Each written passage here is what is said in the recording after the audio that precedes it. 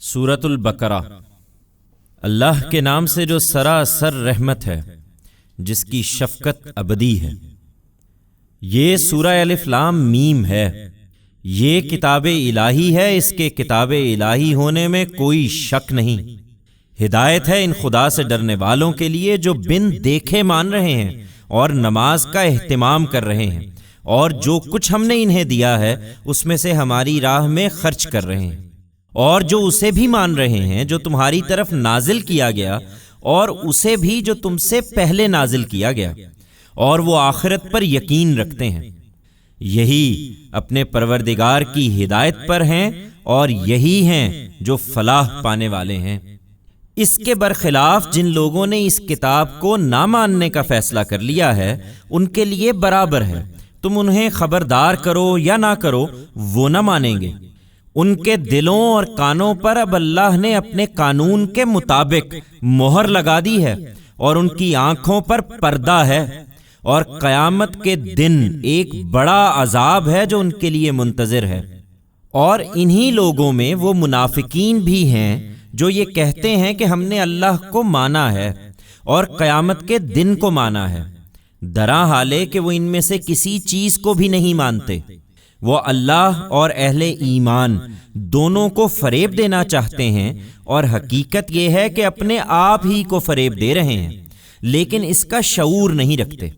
ان کے دلوں میں حسد کی بیماری تھی، تو اللہ نے اب ان کی اس بیماری کو اور بڑھا دیا ہے، اور ان کے اس جرم کی پاداش میں کہ یہ جھوٹ بولتے رہے ہیں، ان کے لیے بڑا دردناک عذاب ہے۔ اور جب ان سے کہا جاتا ہے کہ اپنے اس رویے سے تم اس سرزمین میں فساد پیدا نہ کرو، تو جواب میں کہتے ہیں کہ ہم ہی تو اصلاح کرنے والے ہیں۔ خبردار، یہی فسادی ہیں، لیکن اس کا احساس نہیں کر رہے۔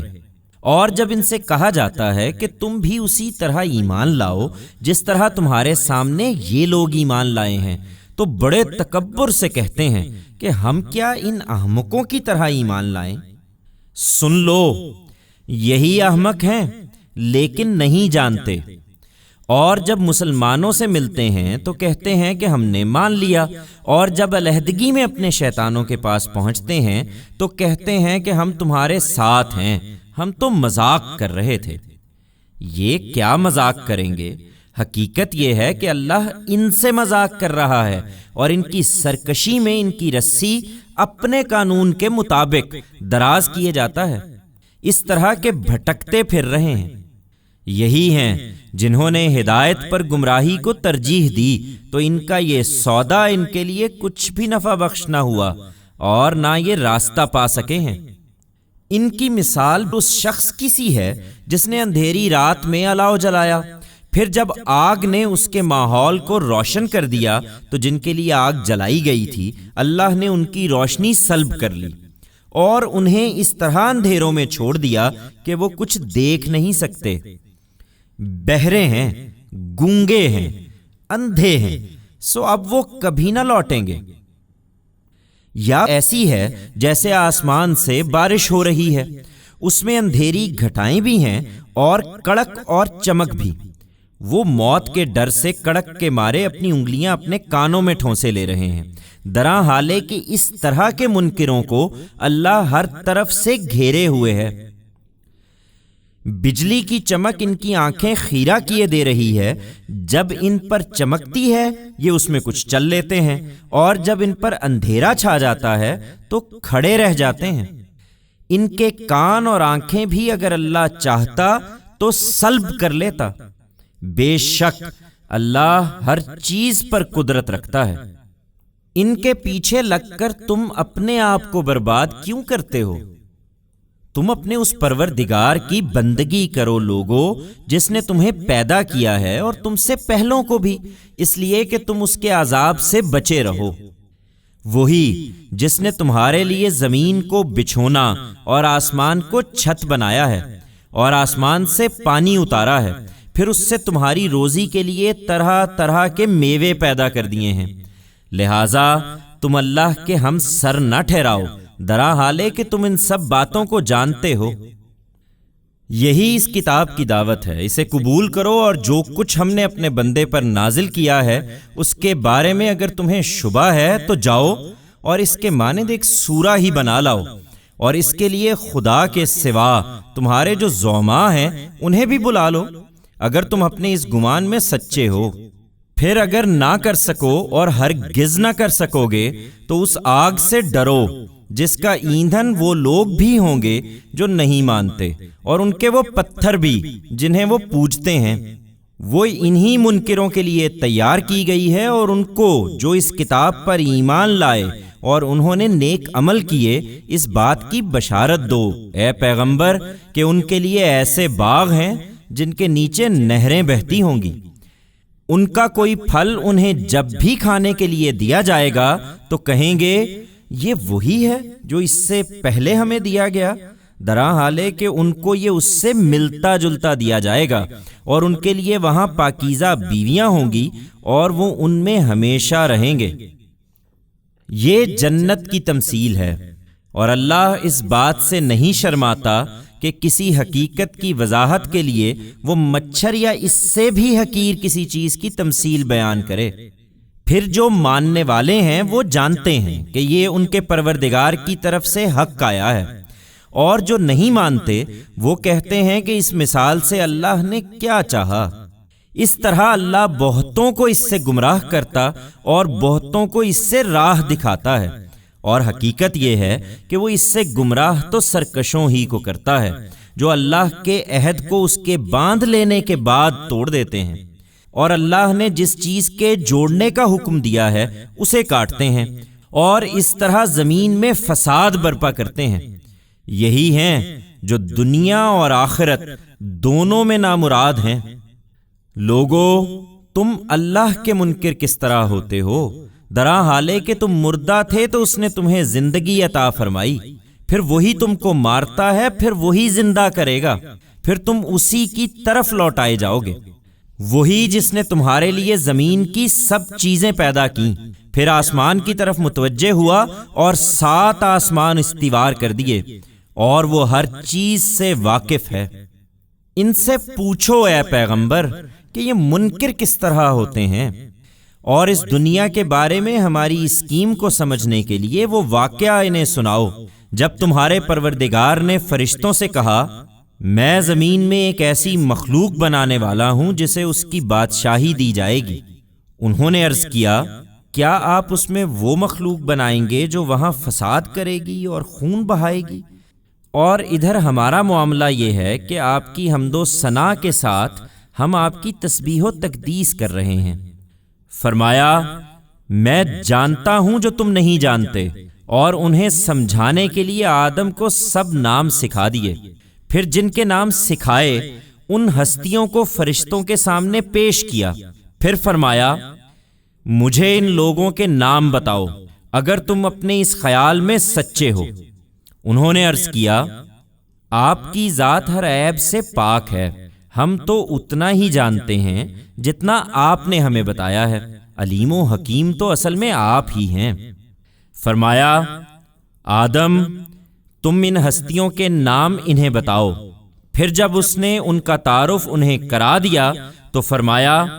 میں نے تم سے کہا نہ تھا کہ میں آسمانوں اور زمین کے بھید جانتا ہوں، اور میں جانتا ہوں جو تم ظاہر کر رہے ہو اور جو تم چھپا رہے تھے۔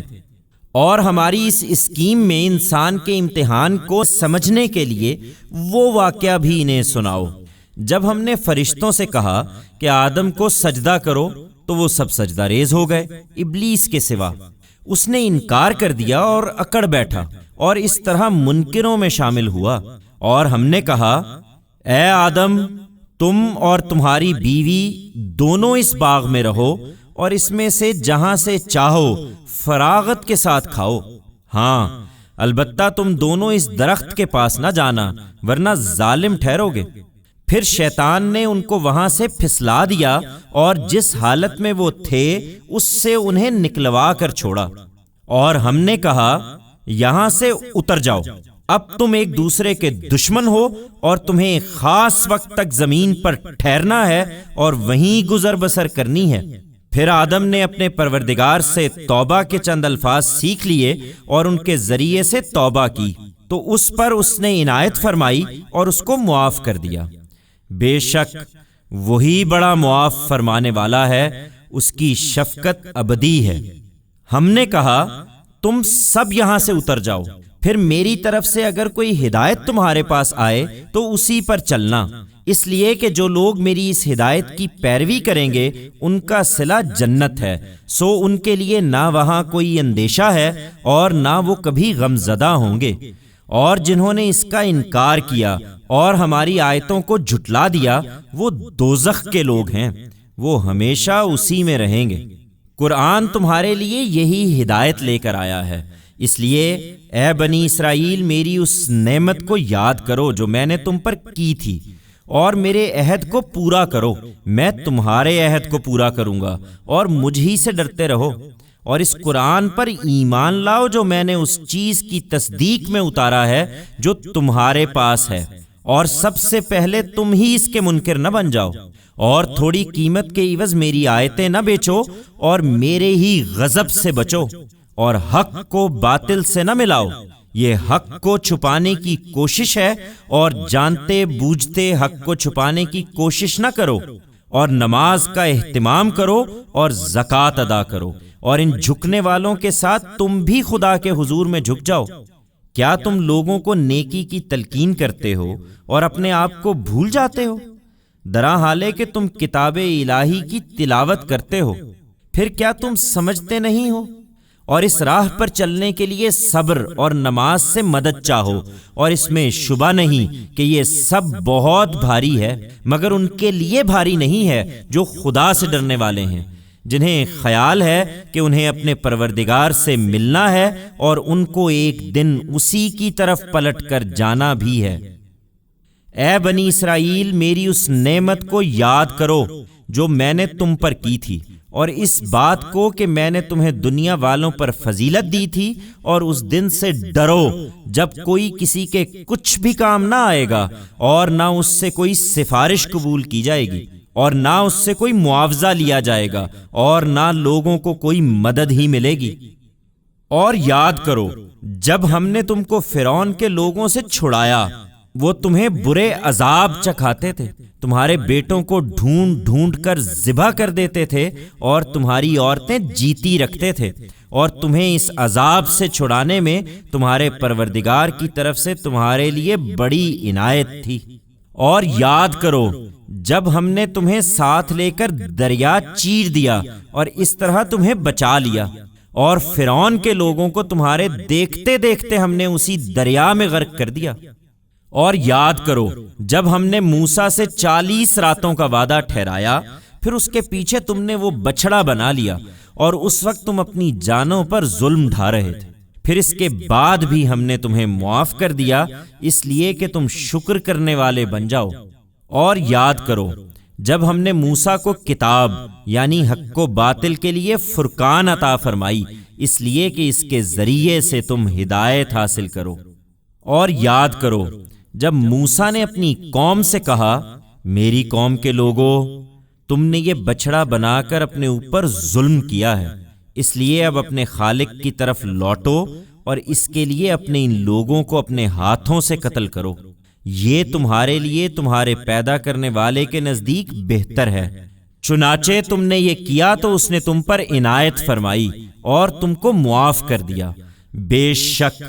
وہی بڑا معاف کرنے والا ہے، اس کی شفقت ابدی ہے۔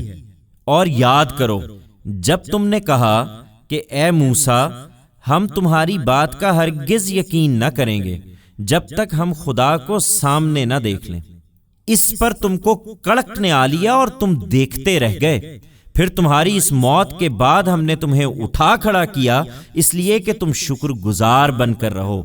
اور تم پر بدلیوں کا سایہ کیا، اور تم پر من و سلوہ اتارے، کھاؤ یہ پاکیزہ چیزیں جو ہم نے تمہیں دی ہیں۔ افسوس کہ جن پر یہ عنایت ہوئی انہوں نے اس کی ناقدری کی، اور اس طرح انہوں نے ہمارا کچھ نہیں بگاڑا بلکہ اپنے ہی اوپر ظلم کرتے رہے۔ اور یاد کرو جب ہم نے کہا کہ اس بستی میں داخل ہو جاؤ، پھر اس میں سے جہاں سے چاہو مزے سے کھاؤ، اور یاد رکھو کہ اس کے دروازے میں عجز کے ساتھ سر جھکائے ہوئے داخل ہونا اور دعا کرنا کہ پروردگار ہمارے گناہ بخش دے، ہم تمہارے گناہ بخش دیں گے، اور تم میں سے وہ لوگ جو اچھا رویہ اختیار کریں گے ان پر عنقریب ہم اور بھی عنایت فرمائیں گے۔ پھر جو بات ان سے کہی گئی تھی ظالموں نے اسے ایک دوسری بات سے بدل دیا، چنانچہ ان ظلم کرنے والوں پر ہم نے آسمان سے عذاب اتارا ان نافرمانیوں کے باعث جو وہ کر رہے تھے۔ اور یاد کرو جب موسیٰ نے اپنی قوم کے لیے پانی کی دعا کی تو ہم نے کہا اپنی لٹھیا اس پتھر پر مارو، اس نے ماری تو اس سے 12 چشمے بہہ نکلے، اس طرح کہ ہر گروہ نے اپنے لیے پانی لینے کی جگہ متعین کر لی۔ اللہ کی اس روزی سے کھاؤ اور پیو اے بنی اسرائیل، اور زمین میں فساد نہ پھیلاتے پھرو۔ اور یاد کرو جب تم نے کہا اے موسیٰ ہم ایک ہی کھانے پر ہرگز صبر نہ کریں گے، سو ہمارے لیے اپنے رب سے دعا کرو کہ یہ سبزی، ککڑی، لہسن، مسور اور پیاز جو زمین اگاتی ہے وہ ان چیزوں میں سے ہمارے لیے نکال کر لائے۔ اس نے کہا تم ایک بہتر چیز کو کمتر چیزوں سے بدلنا چاہتے ہو؟ اچھا تو جاؤ کسی مصر ہی میں جا رہو، اس لیے کہ یہ جو کچھ تم مانگتے ہو وہاں تم کو مل جائے گا۔ وہ یہی کرتے رہے اور ان پر ذلت اور محتاجی مسلط کر دی گئی، اور وہ اللہ کا غضب کا مال آئے۔ یہ اس وجہ سے ہوا کہ وہ اللہ کی آیتوں کو نہیں مانتے تھے اور اس کے نبیوں کو ناحق قتل کرتے تھے۔ یہ اس وجہ سے ہوا کہ انہوں نے نافرمانی کی اور وہ اللہ کی ٹھہرائی ہوئی کسی حد پر نہ رہتے تھے۔ سو جزا و سزا کا قانون بالکل بے لاگ ہے، اس لیے وہ لوگ جو نبی امی پر ایمان لائے ہیں اور جو ان سے پہلے یہودی ہوئے اور جو نصارہ اور سابی کہلاتے ہیں، ان میں سے جن لوگوں نے بھی اللہ کو مانا ہے اور قیامت کے دن کو مانا ہے اور نیک عمل کیے ہیں، ان کے لیے ان کا صلہ ان کے پروردگار کے پاس ہے، اور اس کے حضور میں ان کے لیے نہ کوئی اندیشہ ہوگا اور نہ وہ کبھی غم زدہ ہوں گے۔ اور یاد کرو جب ہم نے تم سے عہد لیا تھا اور اس کے لیے طور کو تم پر اٹھایا تھا اور کہا تھا کہ اس چیز کو پوری قوت کے ساتھ پکڑو جو ہم نے تمہیں دی ہے، اور جو کچھ اس میں لکھا ہے اسے یاد رکھو تاکہ تم اللہ کے غضب سے بچے رہو۔ پھر اس کے بعد بھی تم اس سے پھر گئے۔ سو حقیقت یہ ہے کہ اگر اللہ کی عنایت اور اس کی رحمت تم پر نہ ہوتی تو اپنے اس رویے کی وجہ سے تم بڑے نامراد ہوتے، اور تم انہیں بھی جانتے ہی ہو جنہوں نے تمہارے لوگوں میں سے سبت کی بے حرمتی کی، تو ہم نے ان سے کہا جاؤ ذلیل بندر بن جاؤ۔ اس طرح ان کی اس بستی کو جس میں انہوں نے سبت کی بے حرمتی کی تھی ہم نے اس کے گرد و پیش کے لیے ایک نمونہ عبرت اور خدا سے ڈرنے والوں کے لیے ایک ذریعہ نصیحت بنا دیا۔ اور یاد کرو جب موسیٰ نے اپنی قوم سے کہا اللہ تمہیں حکم دیتا ہے کہ خون پر قسمیں کھانے کے لیے تم ایک گائے ذبح کرو، وہ کہنے لگے کیا تم ہم سے مذاق کرتے ہو؟ اس نے کہا میں اللہ کی پناہ مانگتا ہوں کہ اس طرح کا جاہل بن جاؤں۔ انہوں نے کہا اچھا اپنے رب کو ہمارے لیے پکارو کہ وہ ہمیں بتائے کہ گائے کیسی ہونی چاہیے۔ اس نے کہا وہ فرماتا ہے کہ گائے نہ بوڑھی ہو نہ بچیا، ان کے بیچ کی میانہ ہو۔ اب جاؤ اور وہ کرو جس کا تمہیں حکم دیا جا رہا ہے۔ بولے اپنے رب کو ہمارے لیے پکارو کہ وہ ہم پر یہ بھی واضح کرے کہ اس کا رنگ کیسا ہو۔ اس نے کہا وہ فرماتا ہے کہ وہ گائے سنہری ہو، شوخ رنگ، ایسی کہ دیکھنے والوں کو خوش آ جائے۔ بولے ایک مرتبہ اور اپنے رب کو ہمارے لیے پکارو کہ ہم کو اچھی طرح وضاحت کے ساتھ بتائے کہ وہ گائے کیسی ہو، ہمیں گایوں میں کچھ شبہ پڑ رہا ہے، اور اللہ نے چاہا تو اب ہم ضرور اس کا پتہ پالیں گے۔ اس نے کہا وہ فرماتا ہے کہ وہ گائے محنت والی نہ ہو کہ زمین جوتتی اور فصلوں کو پانی دیتی ہو، وہ ایک ہی رنگ کی ہو، اس میں کسی دوسرے رنگ کی آمیزش نہ ہو۔ بولے اب تم واضح بات لائے ہو، اس طرح انہوں نے اس کو ذبح کیا اور لگتا نہ تھا کہ وہ یہ کریں گے۔ اور وہ واقعہ بھی یاد کرو جب تم نے ایک شخص کو قتل کر دیا، پھر جھوٹی قسمیں کھائیں اور اس کا الزام ایک دوسرے پر دھرنے لگے، اور اللہ نے فیصلہ کر لیا کہ جو کچھ تم چھپا رہے تھے وہ اسے ظاہر کر دے گا۔ چنانچہ ہم نے کہا اس مردے کو اسی گائے کا ایک ٹکڑا مارو جو قسمیں کھانے کے لیے ذبح کی گئی ہے، تو وہ زندہ ہو گیا۔ اللہ اسی طرح مردوں کو زندہ کرے گا اور وہ تمہیں اپنی نشانیاں دکھاتا ہے تاکہ تم سمجھ سے کام لو۔ تم یہی کرتے رہے یہاں تک کہ اس کے بعد پھر تمہارے دل سخت ہو گئے، اس طرح کہ گویا وہ پتھر ہیں یا ان سے بھی زیادہ سخت۔ اور پتھروں میں تو ایسے بھی ہیں جن سے نہریں پھوٹتی ہیں، اور ان میں ایسے بھی ہیں جو پھٹ جاتے ہیں اور ان سے پانی بہہ نکلتا ہے، اور ان میں ایسے بھی ہیں کہ اللہ کے خوف سے گر پڑتے ہیں۔ یہ حقیقت ہے کہ تم یہی کرتے رہے ہو، اور جو کچھ تم کرتے ہو اللہ اس سے بے خبر نہیں ہے۔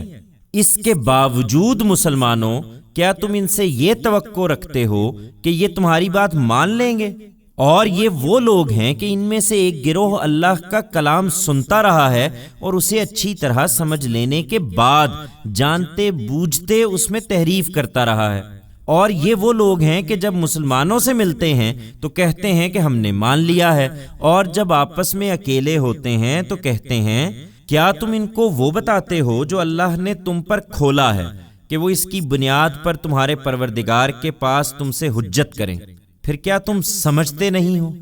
کیا یہ نہیں جانتے کہ جو کچھ یہ چھپاتے اور جو کچھ ظاہر کرتے ہیں اللہ ان سب باتوں سے باخبر ہے؟ اور یہ وہ لوگ ہیں کہ ان میں بن پڑھے عامی بھی ہیں جو اللہ کی کتاب کو صرف اپنی آرزوؤں کا ایک مجموعہ سمجھتے ہیں اور اپنے گمانوں ہی پر چلتے ہیں۔ سو تباہی ہے ان کے لیے جو اپنے ہاتھوں سے شریعت تصنیف کرتے ہیں، پھر کہتے ہیں یہ اللہ کی طرف سے ہے تاکہ اس کے ذریعے سے تھوڑی سی قیمت حاصل کر لیں۔ سو تباہی ہے ان کے لیے اس چیز کی وجہ سے جو ان کے ہاتھوں نے لکھی، اور تباہی ہے ان کے لیے اس چیز کی وجہ سے جو اس کے ذریعے سے وہ کماتے ہیں۔ اور یہ وہ لوگ ہیں کہ انہوں نے دعویٰ کیا ہے کہ دوزخ کی آگ ہمیں ہرگز نہ چھوئے گی۔ ہاں، گنتی کے چند دنوں کی تکلیف البتہ ہو سکتی ہے۔ ان سے پوچھو کیا اللہ سے تم نے کوئی عہد لیا ہے؟ اس لیے کہ اگر عہد لیا ہے تو اللہ کسی حال میں اپنے عہد کی خلاف ورزی نہ کرے گا،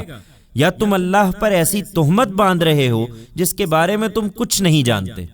ہاں، کیوں نہیں؟ جن لوگوں نے کوئی بدی کمائی ہے اور ان کے گناہ نے انہیں پوری طرح گھیر لیا ہے، وہی دوزخ کے لوگ ہیں، وہ اس میں ہمیشہ رہیں گے۔ اور جو ایمان لائے اور انہوں نے نیک عمل کیے، وہی جنت کے لوگ ہیں، وہ اس میں ہمیشہ رہیں گے۔ اور یاد کرو جب ہم نے بنی اسرائیل سے عہد لیا کہ تم اللہ کے سوا کسی کی عبادت نہ کرو گے، اور والدین کے ساتھ اور قرابت مندوں اور یتیموں اور مسکینوں کے ساتھ حسن سلوک کرو گے، اور عہد لیا کہ لوگوں سے اچھی بات کہو اور نماز کا اہتمام کرو اور زکوٰۃ ادا کرو، پھر تم میں سے تھوڑے لوگوں کے سوا تم سب اس سے پھر گئے، اور حقیقت یہ ہے کہ تم پھر جانے والے لوگ ہی ہو۔ اور یاد کرو جب ہم نے تم سے عہد لیا کہ آپس میں خون نہ بہاؤ گے اور اپنے لوگوں کو اپنی بستیوں سے نہ نکالو گے، پھر تم نے اقرار کیا اور تم اس کے گواہ ہو، پھر یہ تم ہی ہو کہ اپنوں کو قتل کرتے ہو اور اپنے ہی ایک گروہ کو ان کی بستیوں سے نکالتے ہو، اس طرح کے ظلم اور حق تلفی کے ساتھ ان کے خلاف ایک دوسرے کی مدد کرتے ہو، اور اگر وہ تمہارے پاس قیدی ہو کر آئیں تو فدیہ دے کر انہیں چھڑاتے ہو، درا حالے کہ ان کا نکالنا ہی سرے سے تمہارے لیے جائز نہ تھا۔ پھر کیا تم کتاب الہی کے ایک حصے کو مانتے اور ایک حصے کا انکار کرتے ہو؟ سو تم میں سے جو یہ کرتے ہیں ان کی سزا دنیا کی زندگی میں رسوائی کے سوا کچھ نہیں، اور قیامت کے دن وہ سخت سے سخت عذاب میں پہنچا دیے جائیں گے۔ تم یہی کرتے ہو، اور جو کچھ تم کرتے ہو اللہ اس سے بے خبر نہیں ہے۔ یہی وہ لوگ ہیں جنہوں نے آخرت دے کر دنیا کی زندگی خرید لی، اس لیے اب نہ ان سے عذاب ہی ہلکا ہوگا اور نہ کوئی مدد انہیں پہنچے گی۔ اور ہم نے موسیٰ کو کتاب دی تھی اور اس کے پیچھے پے در پے اپنے پیغمبر بھیجے تھے، اور مریم کے بیٹے عیسیٰ کو ان سب کے بعد کھلی کھلی نشانیاں دیں اور روح القدس سے اس کی تائید کی، تو جانتے ہو کہ ان کے ساتھ تمہارا رویہ کیا رہا۔ پھر کیا یہی ہوگا کہ جب بھی ہمارا کوئی پیغمبر وہ باتیں لے کر تمہارے پاس آئے گا جو تمہاری خواہشوں کے خلاف ہوں گی تو تم اس کے سامنے تکبر ہی کرو گے؟ پھر ایک گروہ کو جھٹلا دو گے اور ایک گروہ کو قتل کرو گے۔ اور یہ وہ لوگ ہیں کہ انہوں نے کہا ہمارے دلوں پر غلاف ہیں، نہیں بلکہ ان کے اس کفر کی وجہ سے اللہ نے ان پر لعنت کر دی ہے، اس لیے اب یہ کم ہی مانیں گے۔ اور یہ وہ لوگ ہیں کہ جب اللہ کی طرف سے ایک کتاب ان کے پاس آئی، ان پیشین گوئیوں کی تصدیق میں جو ان کے ہاں موجود ہیں، اور اس سے پہلے یہ اسی کے حوالے سے اپنے دین کا انکار کرنے والوں کے خلاف فتح کی دعائیں مانگ رہے تھے، پھر جب وہ چیز ان کے پاس آئی جسے خوب پہچانے ہوئے تھے تو یہ اس کے منکر ہو گئے۔ سو اللہ کی لعنت ہے ان منکروں پر۔ کیا ہی بری ہے وہ چیز جس کے بدلے میں انہوں نے اپنے آپ کو بیچ دیا، کہ محض اس بات کی ضد میں کہ اللہ اپنے بندوں میں سے جس پر چاہے اپنا فضل اتارے، یہ اس چیز کا انکار کر دیں جو اللہ نے اتاری ہے۔ سو یہ غضب پر غضب کا مال آئے، اور دنیا اور آخرت میں ان منکروں کے لیے اب بڑی ذلت کا عذاب ہے۔ اور یہ وہ لوگ ہیں کہ جب ان سے اصرار کیا جاتا ہے کہ اس چیز کو مان لو جو اللہ نے اتاری ہے، تو جواب دیتے ہیں کہ ہم تو اسے ہی مانتے ہیں جو ہم پر اترا ہے، اور اس طرح جو کچھ اس کے علاوہ ہے اس کا صاف انکار کر دیتے ہیں، درا حالے کہ وہی حق ہے ان پیشین گوئیوں کے ٹھیک مطابق جو ان کے ہاں موجود ہیں۔ ان سے پوچھو وہ ہدایت جو تم پر اتری ہے، اگر تم اس کے ماننے والے ہو تو اس سے پہلے پھر اللہ کے ان نبیوں کو قتل کیوں کرتے رہے ہو جو تمہاری طرف آئے؟ اور حقیقت یہ ہے کہ موسیٰ تمہارے پاس کھلی ہوئی نشانیاں لے کر آیا، پھر اس کے پیچھے تم نے بچھڑے کو معبود بنا لیا، اور اس وقت تم بڑے ظلم کا ارتکاب کر رہے تھے۔ اور یاد کرو جب ہم نے تم سے عہد لیا اور اس کے لیے طور کو تم پر اٹھا دیا، اور حکم دیا کہ یہ جو کچھ ہم نے تمہیں دیا ہے اسے مضبوطی سے پکڑو اور سنو اور مانو، تو تمہارے بزرگوں نے جو رویہ اس کے ساتھ اختیار کیا اس نے بتا دیا کہ انہوں نے گویا اس وقت یہی کہا کہ ہم نے سنا اور نہیں مانا،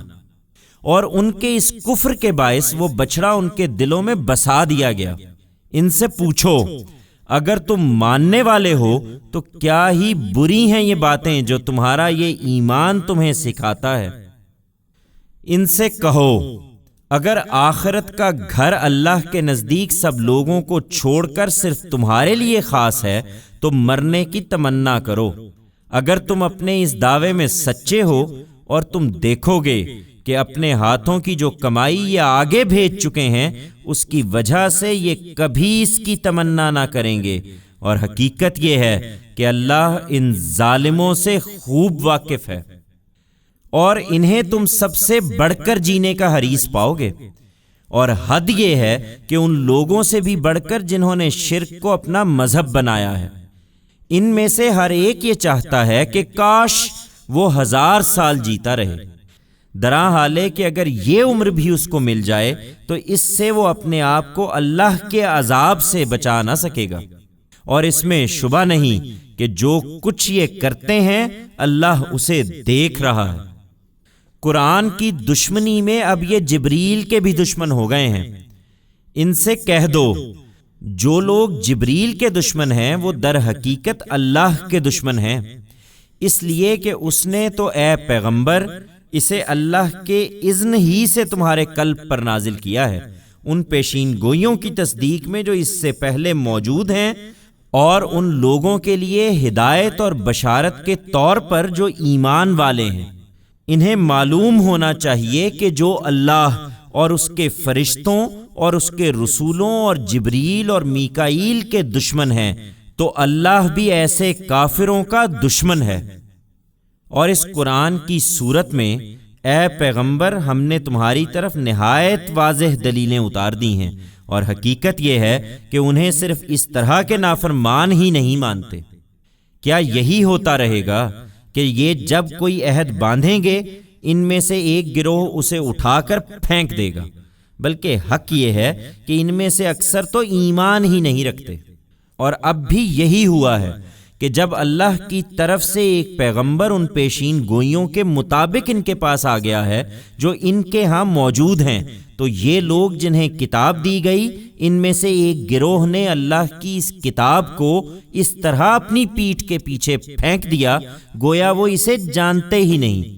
اور پیغمبر کو ضرر پہنچانے کے لیے اس چیز کے پیچھے لگ گئے جو سلیمان کی بادشاہی کے نام پر شیاطین پڑھتے پڑھاتے ہیں۔ یہ اسے سلیمان کی طرف منسوب کرتے ہیں، درا حالے کہ سلیمان نے کبھی کفر نہیں کیا، بلکہ اس طرح کے شیطانوں نے کفر کیا۔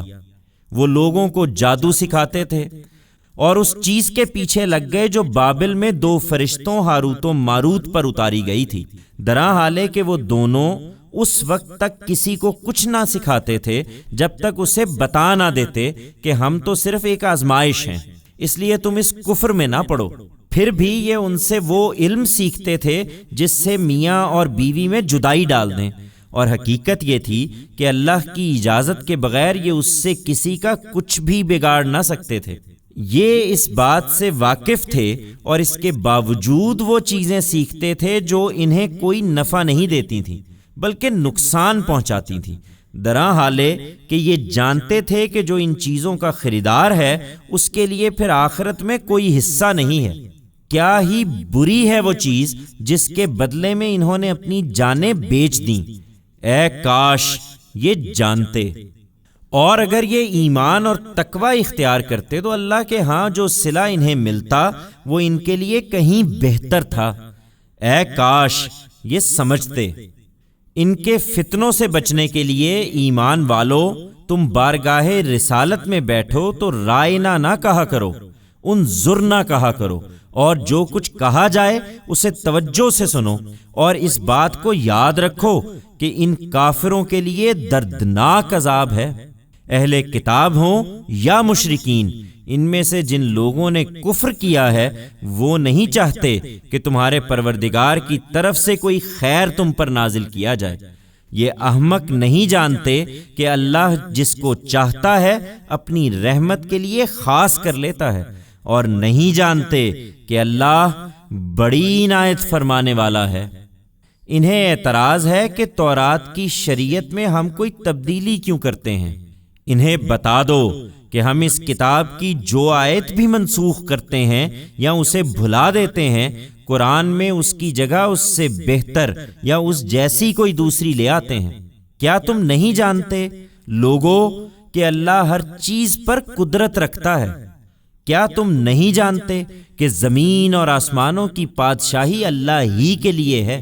وہ جس کو چاہے گا اپنی شریعت کا حامل بنائے گا، اور تم اگر اس کا یہ فیصلہ نہیں مانتے تو اللہ کے سوا تمہارے لیے اس دنیا میں پھر کوئی دوست ہے اور نہ کوئی مدد کرنے والا۔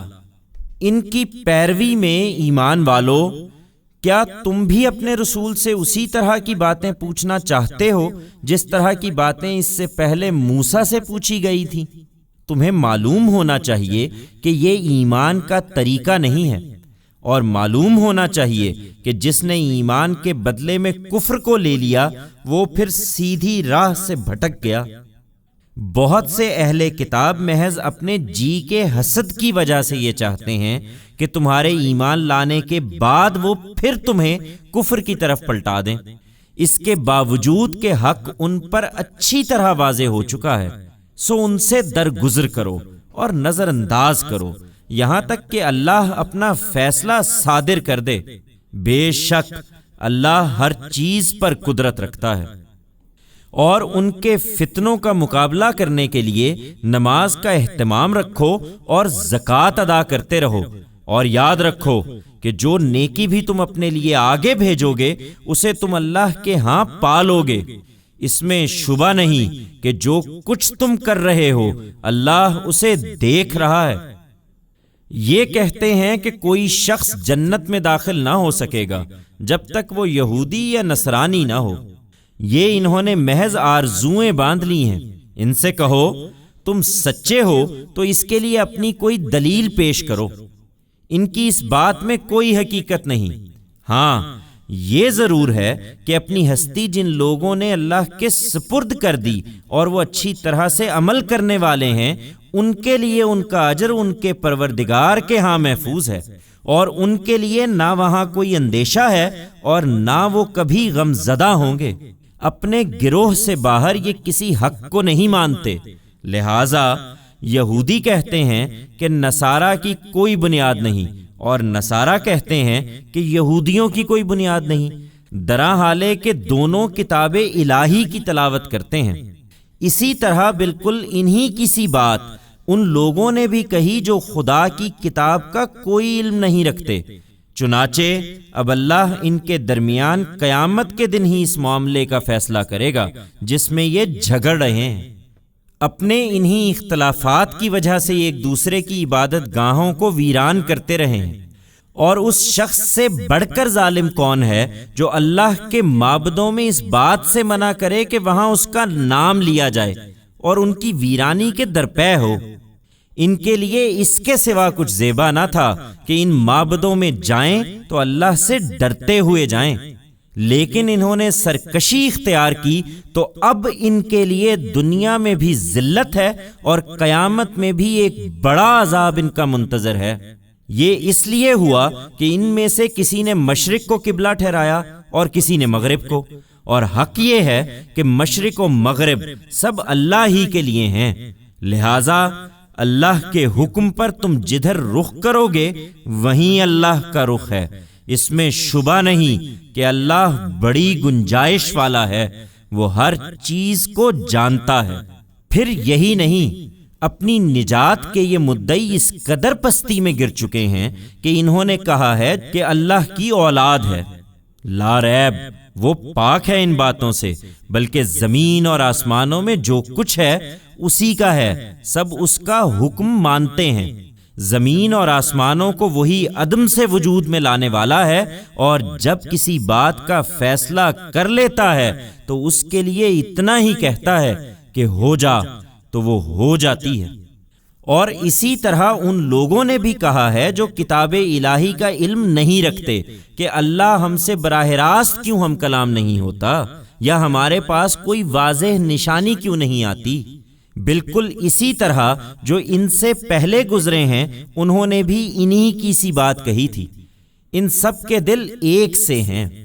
ہم نے اپنی نشانیاں ان لوگوں کے لیے جو یقین کرنا چاہیں ہر لحاظ سے واضح کر دی ہیں، لہٰذا تمہاری کوئی ذمہ داری نہیں کہ ان کی خواہش کے مطابق انہیں معجزے اور نشانیاں دکھاؤ۔ ہم نے تمہیں حق کے ساتھ بھیجا ہے اے پیغمبر، بشارت دینے والا اور خبردار کرنے والا بنا کر، اور تم سے ان دوزخ والوں کے بارے میں ہرگز کوئی پرسش نہ ہوگی۔ یہ یہود و نصارہ تم سے ہرگز راضی نہ ہوں گے جب تک ان کا مذہب اختیار نہ کر لو، لہذا کہہ دو کہ اللہ کی ہدایت ہی اصل ہدایت ہے، اور جان لو کہ اگر تم اس علم کے بعد جو تمہارے پاس آ چکا ہے ان کی خواہشوں پر چلے تو اللہ کے مقابلے میں تمہارا کوئی دوست اور کوئی مددگار نہ ہوگا۔ تمہیں مطمئن رہنا چاہیے کہ وہ لوگ جنہیں ہم نے کتاب عطا فرمائی اور ان کا معاملہ یہ رہا کہ وہ اس کی تلاوت کا حق ادا کرتے رہے، وہی اس ہدایت پر ایمان لائیں گے، اور جو اس کے منکر ہوں گے تو وہی اصل میں نقصان اٹھانے والے ہیں۔ اے بنی اسرائیل، میری اس نعمت کو یاد کرو جو میں نے تم پر کی تھی، اور اس بات کو کہ میں نے تمہیں دنیا والوں پر فضیلت دی تھی، اور اس دن سے ڈرو جب کوئی کسی کے کچھ بھی کام نہ آئے گا، اور نہ اس سے کوئی بدلہ قبول کیا جائے گا، نہ اسے کوئی سفارش نفع دے گی، اور نہ لوگوں کو کوئی مدد ہی ملے گی۔ اور یاد کرو جب ابراہیم کو اس کے پروردگار نے چند باتوں میں آزمایا تو اس نے وہ پوری کر دیں۔ فرمایا میں نے فیصلہ کیا ہے کہ تمہیں لوگوں کا امام بناؤں گا۔ عرض کیا اور میری اولاد میں سے؟ فرمایا میرا یہ عہد ان میں سے ظالموں کو شامل نہیں ہے۔ اور یاد کرو جب ہم نے سرزمین عرب میں اس بیت الحرام کو لوگوں کا مرجع اور ان کے لیے پناہ کی جگہ قرار دیا اور حکم دیا کہ ابراہیم کی اس قیام گاہ میں نماز کی ایک جگہ بناؤ، اور ابراہیم و اسماعیل کو اس بات کا پابند کیا کہ میرے اس گھر کو ان لوگوں کے لیے پاک رکھو جو اس میں طواف کرنے، اعتکاف کرنے اور رکوع و سجدہ کرنے کے لیے آئیں۔ اور یاد کرو جب ابراہیم نے دعا کی کہ اے پروردگار اس شہر کو امن کا شہر بنا دے، اور اس کے لوگوں میں سے جو اللہ اور قیامت کو ماننے والے ہوں انہیں پیداوار کی روزی عطا فرما۔ اللہ نے فرمایا اور جو منکر ہیں ان چیزوں سے چند روز کے لیے فائدہ اٹھانے کی مہلت تو میں انہیں بھی دوں گا، پھر ان کو دوزخ کے عذاب میں پکڑ بلاؤں گا، اور وہ بہت ہی برا ٹھکانہ ہے۔ اور یاد کرو جب ابراہیم اور اسماعیل میرے اس گھر کی بنیادیں اٹھا رہے تھے، اس وقت ان کے لبوں پر التجا تھی کہ پروردگار تو ہماری طرف سے یہ دعا قبول فرما، اس میں شبہ نہیں کہ تو ہی سننے والا ہے، جاننے والا ہے۔ پروردگار اور ہم دونوں کو تو اپنا فرما بردار بنا، اور ہماری اولاد سے بھی اپنی ایک فرما بردار امت اٹھا، اور ہم کو ہماری عبادت کے طریقے بتا، اور ہم پر عنایت کی نظر فرما۔ اس میں شبہ نہیں کہ تو ہی بڑا عنایت کرنے والا اور اپنے بندوں پر رحم فرمانے والا ہے۔ پروردگار اور انہی میں سے تو ان کے اندر ایک رسول اٹھا جو تیری آیتیں انہیں سنائے اور انہیں قانون اور حکمت سکھائے، اور اس طرح انہیں پاکیزہ بنائے۔ اس میں شبہ نہیں کہ تو ہی بڑا زبردست ہے، بڑی حکمت والا ہے۔ اور ابراہیم کے دین سے کون ہے جو انحراف کرے؟ ہاں وہی جو اپنے آپ کو حماقت میں مبتلا کر لے۔ ہم نے اس کو دنیا میں بھی اپنے لیے خاص کیا تھا، اور قیامت میں بھی وہ صالحین میں سے ہوگا۔ وہی ابراہیم کہ جب اس کے پروردگار نے اسے حکم دیا کہ اپنے آپ کو حوالے کر دو، اس نے فوراً کہا میں نے اپنے آپ کو پروردگار عالم کے حوالے کر دیا۔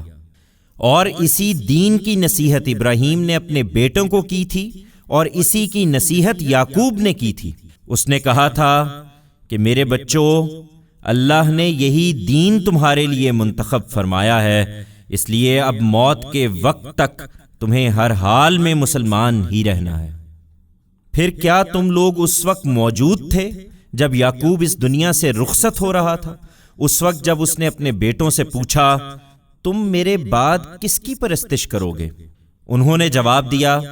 ہم اسی ایک معبود کی پرستش کریں گے جو تیرا معبود ہے اور تیرے باپ دادوں ابراہیم، اسماعیل اور اسحاق کا معبود ہے، اور ہم اسی کے فرما بردار ہیں۔ یہ ایک گروہ تھا جو گزر گیا، ان کا ہے جو انہوں نے کیا، اور تمہارا ہے جو تم نے کیا۔ تم سے یہ نہ پوچھا جائے گا کہ وہ کیا کرتے تھے۔ ان کے بزرگوں کی روایت تو یہ ہے، اور ادھر ان کا اصرار ہے کہ یہودی یا نصرانی بنو تو ہدایت پاؤ گے۔ ان سے کہہ دو بلکہ ابراہیم کا دین اختیار کرو جو اپنے پروردگار کے لیے بالکل یکسو تھا اور مشرکوں میں سے نہیں تھا۔ ایمان والو، ان سے کہہ دو کہ ہم نے اللہ کو مانا ہے اور اس چیز کو مانا ہے جو ہماری طرف نازل کی گئی، اور جو ابراہیم، اسماعیل، اسحاق اور یعقوب اور ان کی اولاد کی طرف نازل کی گئی، اور جو موسیٰ اور عیسیٰ اور دوسرے سب نبیوں کو ان کے پروردگار کی طرف سے دی گئی۔ ہم ان میں سے کسی کے درمیان کوئی فرق نہیں کرتے۔ یہ سب اللہ کے پیغمبر ہیں اور ہم اسی کے فرما بردار ہیں۔ پھر اگر وہ اس طرح مانیں جس طرح تم نے مانا ہے تو راہ یاب ہوئے، اور اگر منہ پھیر لیں تو وہی ضد پر ہیں۔ سو ان کے مقابلے میں اے پیغمبر اللہ تمہارے لیے کافی ہے، اور وہ سننے والا ہے، ہر چیز سے واقف ہے۔ ان سے کہہ دو تم اللہ کا یہ رنگ اختیار کرو، اور اللہ کے رنگ سے کس کا رنگ بہتر ہے، اور کہہ دو کہ ہم تو ہر حال میں اسی کی عبادت کرتے ہیں۔ کہہ دو کیا تم اللہ کے بارے میں ہم سے جھگڑتے ہو؟ درا حالے کہ وہی ہمارا بھی پروردگار ہے اور تمہارا بھی، اور اگر یہ نہیں تو پھر ہمارے لیے ہمارے عمل ہیں اور تمہارے لیے تمہارے عمل، اور ہم تو خالص اسی کے ہیں۔ کیا تم کہتے ہو کہ ابراہیم، اسماعیل، اسحاق، یعقوب اور ان کی اولاد کے لوگ یہودی یا نصرانی تھے؟ ان سے پوچھو تم زیادہ جانتے ہو یا اللہ؟ افسوس، ان لوگوں سے بڑھ کر ظالم کون ہو سکتا ہے جن کے پاس اللہ کی طرف سے کوئی گواہی ہو اور وہ اسے چھپائیں۔ اور حقیقت یہ ہے کہ اللہ ان چیزوں سے بے خبر نہیں ہے جو تم کر رہے ہو۔ یہ گروہ تھا جو گزر گیا، ان کا ہے جو انہوں نے کیا اور تمہارا ہے جو تم نے کیا۔ تم سے یہ نہ پوچھا جائے گا کہ وہ کیا کرتے تھے۔ ابراہیم کی بنائی ہوئی مسجد کو اے پیغمبر ہم نے تمہارے لیے قبلہ ٹھہرانے کا فیصلہ کیا ہے۔ تو اب ان لوگوں میں سے جو احمق ہیں وہ کہیں گے انہیں کس چیز نے ان کے اس قبلے سے پھیر دیا جس پر یہ پہلے تھے؟ ان سے کہہ دو مشرق اور مغرب سب اللہ ہی کے ہیں، وہ جس کو چاہتا ہے ان تعصبات سے نکال کر سیدھی راہ دکھا دیتا ہے۔ ہم نے یہی کیا ہے، اور جس طرح مسجد حرام کو تمہارا قبلہ ٹھہرایا ہے اسی طرح ہم نے تمہیں بھی ایک درمیان کی جماعت بنا دیا ہے تاکہ تم دنیا کے سب لوگوں پر حق کی شہادت دینے والے بنو،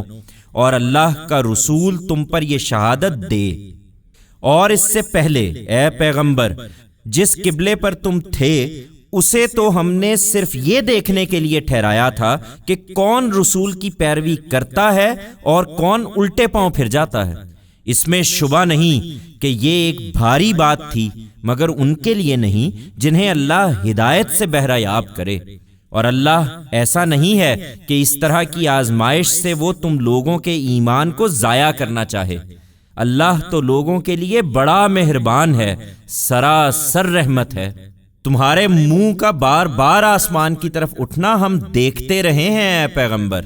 سو ہم نے فیصلہ کر لیا کہ تمہیں اس قبلے کی طرف پھیر دیں جو تم کو پسند ہے۔ لہٰذا اب اپنا رخ مسجد حرام کی طرف پھیر دو، اور تم لوگ جہاں کہیں بھی ہو نماز میں اپنے رخ اسی کی طرف کرو۔ یہ لوگ جنہیں کتاب دی گئی تھی جانتے ہیں کہ ان کے پروردگار کی طرف سے یہی حق ہے، لیکن اس کے باوجود انکار کر رہے ہیں۔ جو کچھ یہ کر رہے ہیں اللہ اس سے بے خبر نہیں ہے۔ اور ان اہل کتاب کے سامنے اے پیغمبر تم اگر ہر طرح کی نشانیاں بھی پیش کر دو تو یہ تمہارے قبلے کی پیروی نہ کریں گے۔ اور اس کے ساتھ یہ بھی حقیقت ہے کہ جو علم تمہارے پاس آ چکا ہے اس کی بنا پر تم بھی ان کا قبلہ نہیں مان سکتے، اور ان کی یہ ضد صرف تمہارے ساتھ نہیں ہے۔ حقیقت یہ ہے کہ ان میں سے کوئی گروہ بھی دوسرے کا قبلہ ماننے کے لیے تیار نہیں ہے۔ لہٰذا ان کو کوئی چیز اگر مطمئن کر سکتی ہے تو یہی کہ تم ان کا قبلہ مان لو، لیکن اس علم کے باوجود جو تمہارے پاس آ چکا ہے تم اگر ان کی خواہشوں کے پیچھے چلتے ہو تو تم بھی یقیناً انہی ظالموں میں سے ہو جاؤ گے۔ یہ حقیقت ہے کہ جن کو ہم نے کتاب دی ہے وہ اس چیز کو ایسا پہچانتے ہیں جیسا اپنے بیٹوں کو پہچانتے ہیں، اور ان میں یہ ایک گروہ ہے جو جانتے بوجھتے حق کو چھپاتا ہے۔ تم پر واضح ہو کہ تمہارے پروردگار کی طرف سے یہی حق ہے، لہٰذا اس کے متعلق تم کو ہرگز کسی شک میں نہ پڑنا چاہیے۔ اور ان میں سے ہر ایک نے اپنے لیے قبلے کی ایک سمت مقرر کر رکھی ہے، وہ اسی کا رخ کرتا ہے۔ اس لیے تم لوگ انہیں چھوڑو اور نیکیوں کی راہ میں آگے بڑھنے کی کوشش کرو۔ تم جہاں بھی ہوگے اللہ تم سب کو فیصلے کے لیے اکٹھا کرے گا۔ اللہ ہر چیز پر قدرت رکھتا ہے۔ انہیں چھوڑو اے پیغمبر، اور سفر میں بھی ہمیشہ جہاں سے نکلو نماز کے لیے اپنا رخ مسجد حرام ہی کی طرف کرو۔ اس میں شبہ نہیں کہ تمہارے پروردگار کی طرف سے یہی حق ہے، اور یاد رکھو کہ جو کچھ تم لوگ کرتے ہو اللہ اس سے بے خبر نہیں ہے۔ اور ایک مرتبہ پھر سنو کہ سفر میں بھی ہمیشہ جہاں سے نکلو نماز کے لیے اپنا رخ مسجد حرام ہی کی طرف کرو، اور عام حالات میں بھی تم لوگ جہاں کہیں ہو اپنے رخ اسی مسجد کی طرف کرو۔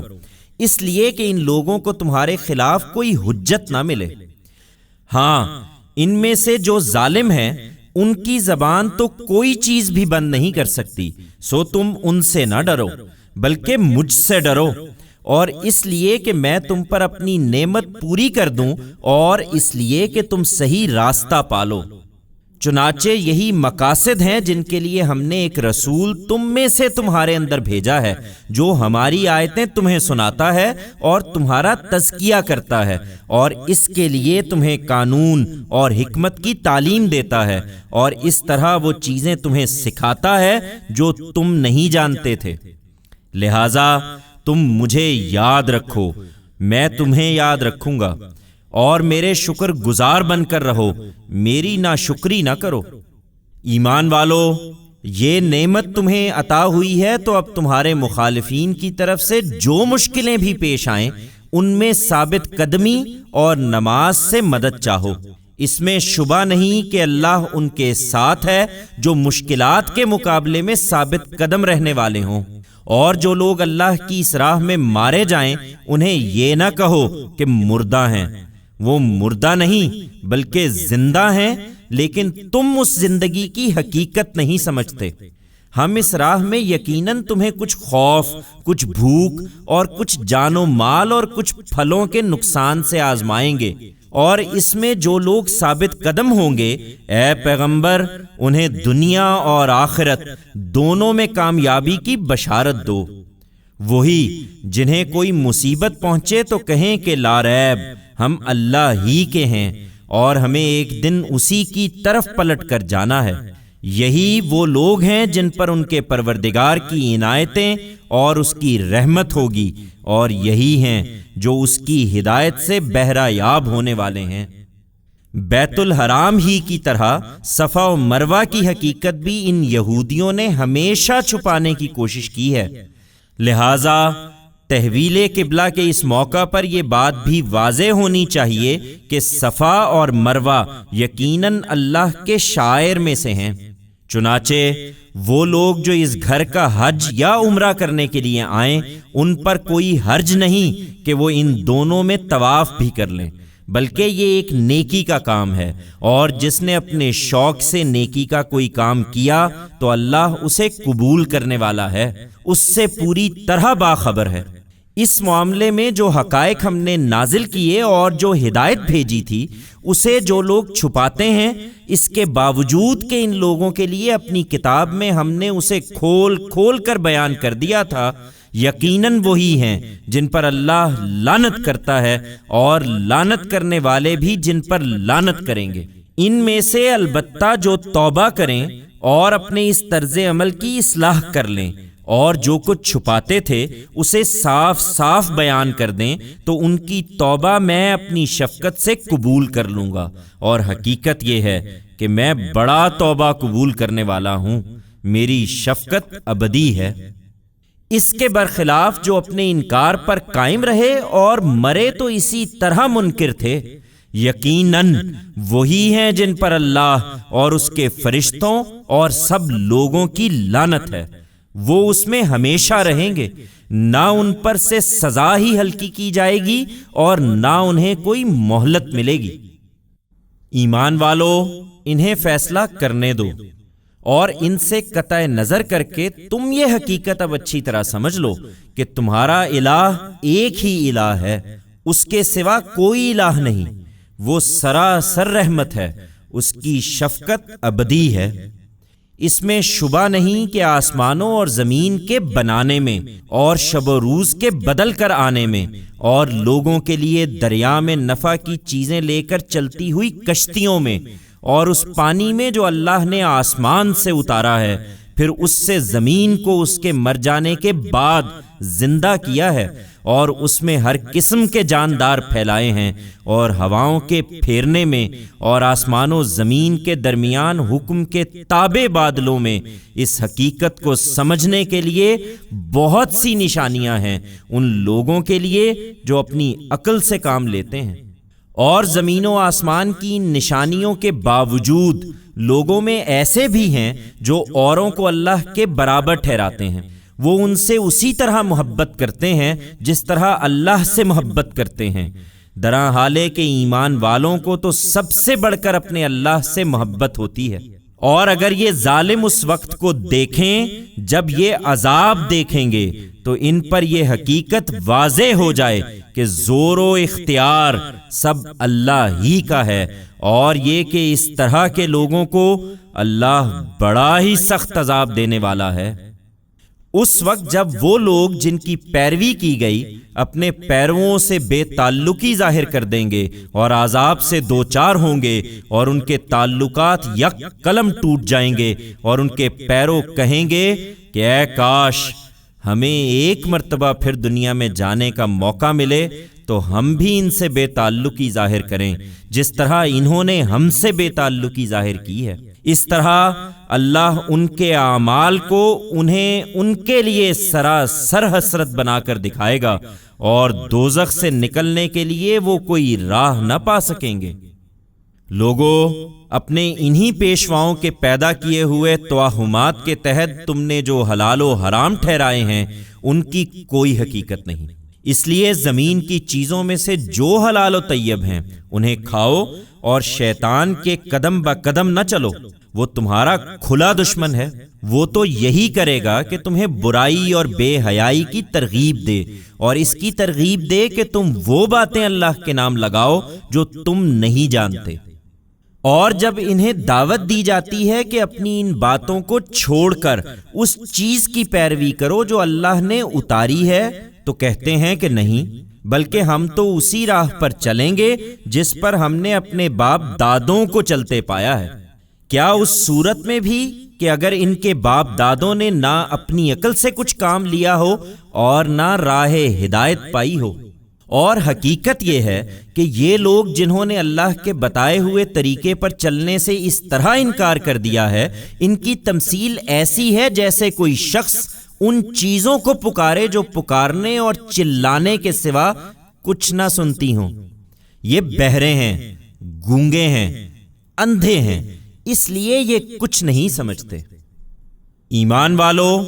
یہ اگر اپنی ان بدعتوں کو نہیں چھوڑتے تو انہیں ان کے حال پر چھوڑو، اور جو پاکیزہ چیزیں ہم نے تمہیں عطا فرمائی ہیں انہیں بغیر کسی تردد کے کھاؤ، اور اللہ ہی کے شکر گزار بنو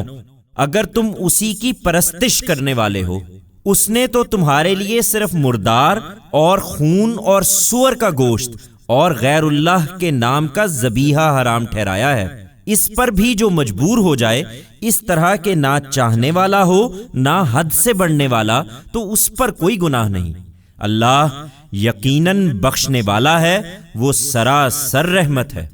یہ اہل کتاب تو جانتے تھے کہ یہی حق ہے، لیکن انہوں نے اسے چھپایا۔ حقیقت یہ ہے کہ جو لوگ اس قانون کو چھپاتے ہیں جو اللہ نے اتارا ہے اور اس کے بدلے میں دنیا کی بہت تھوڑی قیمت قبول کر لیتے ہیں، وہ اپنے پیٹ میں صرف دوزخ کی آگ بھرتے ہیں۔ قیامت کے دن اللہ نہ ان سے بات کرے گا، نہ انہیں پاکیزہ بنائے گا، اور ان کے لیے وہاں ایک دردناک عذاب مقرر ہے۔ یہی لوگ ہیں جنہوں نے ہدایت کے بدلے گمراہی اور مغفرت کے بدلے عذاب خریدا ہے۔ سو یہ کتنے جری ہیں دوزخ کو برداشت کر لینے کے معاملے میں۔ یہ اس لیے ہوگا کہ اللہ نے اپنی یہ کتاب قول فیصل کے ساتھ اتاری ہے، مگر یہ لوگ جنہوں نے اس کتاب کے معاملے میں اختلاف کیا ہے، یہ اپنی ضد میں بہت دور نکل گئے ہیں۔ یہ سمجھتے ہیں کہ اللہ سے وفا کا حق مذہب کی کچھ رسمیں پوری کر دینے سے ادا ہو جاتا ہے۔ انہیں معلوم ہونا چاہیے کہ اللہ کے ساتھ وفاداری صرف یہ نہیں کہ تم نے نماز میں اپنا رخ مشرق یا مغرب کی طرف کر لیا، بلکہ وفاداری تو ان کی وفاداری ہے جو پورے دل سے اللہ کو مانے اور قیامت کے دن کو مانے اور اللہ کے فرشتوں کو مانے اور اس کی کتابوں کو مانے اور اس کے نبیوں کو مانے، اور مال کی محبت کے باوجود اسے قرابت مندوں، یتیموں، مسکینوں، مسافروں اور مانگنے والوں پر اور لوگوں کی گردنیں چھڑانے میں خرچ کریں، اور نماز کا اہتمام کریں اور زکوٰۃ ادا کریں۔ اور وفاداری تو ان کی وفاداری ہے کہ جب عہد کر بیٹھیں تو اپنے اس عہد کو پورا کرنے والے ہوں، اور خاص کر ان کی جو تنگی اور بیماری میں اور جنگ کے موقع پر ثابت قدم رہنے والے ہوں۔ یہی ہیں جو اللہ کے ساتھ اپنے عہد وفا میں سچے ہیں، اور یہی ہیں جو فی الواقع پرہیزگار ہیں۔ ایمان والو، تم میں جو لوگ قتل کر دیے جائیں ان کے مقدموں میں قصاص تم پر فرض کیا گیا ہے۔ اس طرح کہ قاتل آزاد ہو تو اس کے بدلے میں وہی آزاد، غلام ہو تو اس کے بدلے میں وہی غلام، عورت ہو تو اس کے بدلے میں وہی عورت۔ پھر جس کے لیے اس کے بھائی کی طرف سے کچھ رعایت کی جائے تو اس کو تم قبول کر سکتے ہو، لیکن یہ قبول کر لی جائے تو دستور کے مطابق اس کی پیروی کی جائے گی، اور جو کچھ بھی خون بہا ہو وہ خوبی کے ساتھ اسے ادا کر دیا جائے گا۔ یہ تمہارے پروردگار کی طرف سے ایک قسم کی رعایت اور تم پر اس کی عنایت ہے۔ پھر اس کے بعد جو زیادتی کرے تو اس کے لیے قیامت میں دردناک سزا ہے، اور تمہارے لیے قصاص میں زندگی ہے عقل والو، تاکہ تم حدود الہی کی پابندی کرتے رہو۔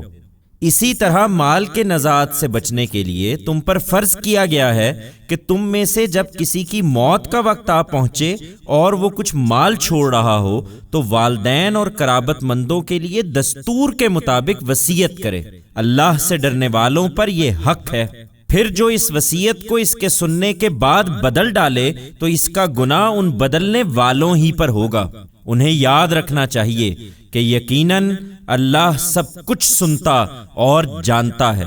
جس کو البتہ کسی وصیت کرنے والے کی طرف سے جانبداری یا حق تلفی کا اندیشہ ہو اور وہ ان کے درمیان صلح کرا دے تو اس پر کوئی گناہ نہیں ہے۔ بے شک اللہ بخشنے والا ہے، اس کی شفقت ابدی ہے۔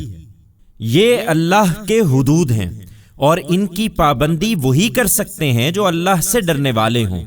اس لیے ایمان والو، تم پر روزہ فرض کیا گیا ہے جس طرح تم سے پہلوں پر فرض کیا گیا تھا، تاکہ تم اللہ سے ڈرنے والے بن جاؤ۔ یہ گنتی کے چند دن ہیں، اس پر بھی جو تم میں سے بیمار ہو یا سفر میں ہو تو وہ دوسرے دنوں میں یہ گنتی پوری کر لے، اور جو اس کی طاقت رکھتے ہوں کہ ایک مسکین کو کھانا کھلا دیں تو ان پر ہر روزے کا بدلہ ایک مسکین کا کھانا ہے۔ پھر جو شوق سے کوئی نیکی کرے تو یہ اس کے لیے بہتر ہے، اور روزہ رکھ لو تو یہ تمہارے لیے اور بھی اچھا ہے اگر تم سمجھ رکھتے ہو۔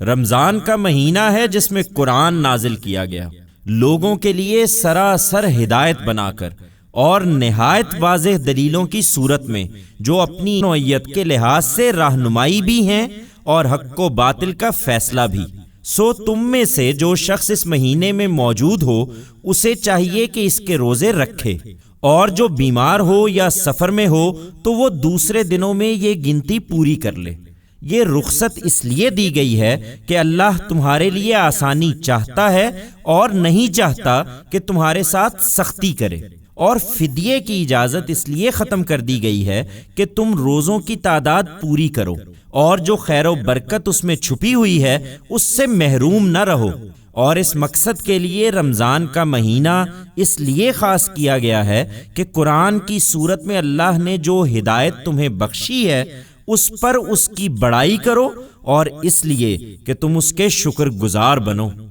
اور میرے کسی حکم کے بارے میں اے پیغمبر، جب میرے بندے تم سے کوئی سوال کریں تو ان سے کہہ دو کہ اس وقت میں ان سے قریب ہی ہوں۔ پکارنے والا جب مجھے پکارتا ہے تو میں اس کی پکار کا جواب دیتا ہوں، لہٰذا ان کو چاہیے کہ وہ میرا حکم مانیں اور مجھ پر ایمان رکھیں تاکہ وہ صحیح راہ پر رہیں۔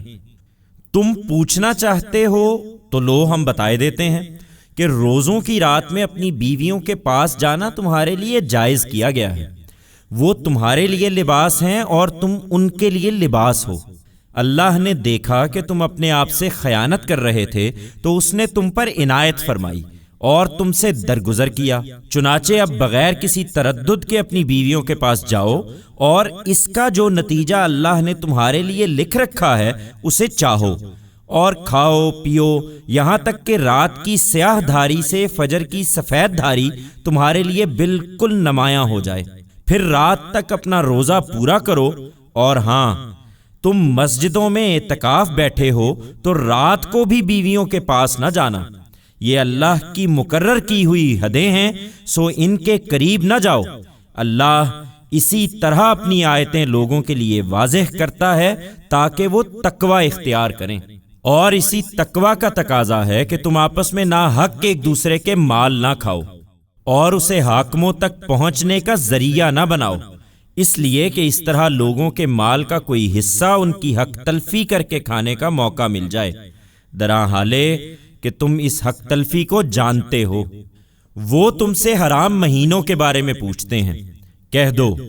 یہ لوگوں کی بہبود اور حج کے اوقات ہیں، اس لیے ان کی یہ حرمت اسی طرح قائم رکھی جائے گی۔ اور تم نے یہ سوال کیا ہے تو اب یہ بھی جان لو کہ یہ ہرگز کوئی نیکی نہیں ہے کہ احرام کی حالت میں اور حج سے واپسی پر تم گھروں کے پیچھے سے داخل ہوتے ہو، بلکہ نیکی تو اصل میں اس کی ہے جو تقوی اختیار کرے۔ اس لیے اب گھروں میں ان کے دروازوں ہی سے آؤ اور اللہ سے ڈرتے رہو تاکہ تمہیں فلاح نصیب ہو جائے، اور اللہ کی راہ میں ان لوگوں سے لڑو جو حج کی راہ روکنے کے لیے تم سے لڑیں، اور اس میں کوئی زیادتی نہ کرو، بے شک اللہ زیادتی کرنے والوں کو پسند نہیں کرتا۔ اور ان لڑنے والوں کو جہاں پاؤ قتل کرو، اور انہیں وہاں سے نکالو جہاں سے انہوں نے تمہیں نکالا ہے، اور یاد رکھو کہ فتنہ قتل سے زیادہ بری چیز ہے۔ اور مسجد حرام کے پاس تم ان سے خود پہل کر کے جنگ نہ کرو جب تک یہ تم سے اس میں جنگ نہ کریں، پھر اگر یہ جنگ چھیڑ دیں تو انہیں بغیر کسی تردد کے قتل کرو، اس طرح کے منکروں کی یہی سزا ہے۔ لیکن اگر وہ باز آ جائیں تو اللہ بخشنے والا ہے، اس کی شفقت ابدی ہے۔ اور تم یہ جنگ ان سے برابر کیے جاؤ یہاں تک کہ فتنہ باقی نہ رہے اور دین اس سرزمین میں اللہ ہی کا ہو جائے۔ تاہم وہ باز آ جائیں تو جان لو کہ اقدام صرف ظالموں کے خلاف ہی جائز ہے۔ ماہ حرام کا بدلہ ماہ حرام ہے، اور اسی طرح دوسری حرمتوں میں بھی بدلے ہیں، لہٰذا جو تم پر زیادتی کریں ان کو اپنے اوپر اس زیادتی کے برابر ہی جواب دو، اور اللہ سے ڈرتے رہو، اور جان لو کہ اللہ ان کے ساتھ ہے جو اس کے حدود کی پابندی کرتے ہیں۔ اور اس جہاد کے لیے اللہ کی راہ میں انفاق کرو، اور اس سے گریز کر کے اپنے ہی ہاتھوں اپنے آپ کو ہلاکت میں نہ ڈالو، اور تم یہ انفاق خوبی کے ساتھ کرو، اس لیے کہ اللہ خوبی کے ساتھ کام کرنے والوں کو پسند کرتا ہے۔ اور حج و عمرہ کی راہ اگر تمہارے لیے کھول دی جائے تو ان کے تمام مناسک کے ساتھ ان کو اللہ ہی کے لیے پورا کرو، پھر اگر راستے میں گھر جاؤ تو ہدیے کی جو قربانی بھی میسر ہو اسے پیش کر دو، اور اپنے سر اس وقت تک نہ مونڈو جب تک قربانی اپنی جگہ نہ پہنچ جائے۔ پھر جو تم میں سے بیمار ہو یا اس کے سر میں کوئی تکلیف ہو اور وہ قربانی سے پہلے ہی سر منڈانے پر مجبور ہو جائے تو اسے چاہیے کہ روزوں یا صدقے یا قربانی کی صورت میں اس کا فدیہ دے۔ پھر جب تمہارے لیے امن کی حالت پیدا ہو جائے تو جو کوئی اس سفر سے یہ فائدہ اٹھائے کہ حج کا زمانہ آنے تک عمرہ بھی کر لے تو اسے قربانی کرنا ہوگی جیسی بھی میسر ہو جائے، اور اگر قربانی میسر نہ ہو تو روزے رکھنا ہوں گے، 3 دن حج کے زمانے میں اور 7 جب حج سے واپس آؤ، یہ پورے 10 دن ہوئے۔ اس طریقے سے ایک ہی سفر میں حج کے ساتھ عمرے کی یہ رعایت صرف ان لوگوں کے لیے ہے جن کے گھر بار مسجد حرام کے پاس نہ ہوں۔ اس کی پابندی کرو اور اللہ سے ڈرتے رہو،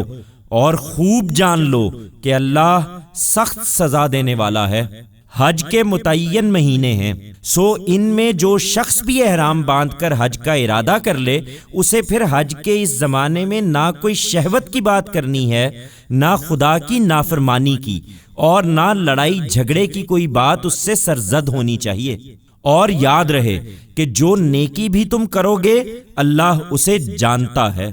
اور حج کے اس سفر میں تقوی کا زاد راہ لے کر نکلو، اس لیے کہ بہترین زاد راہ یہی تقوی کا زاد راہ ہے، اور اس کے لیے عقل والو مجھ سے ڈرتے رہو۔ اس کے ساتھ البتہ تم پر کوئی حرج نہیں کہ اپنے پروردگار کا فضل تلاش کرو،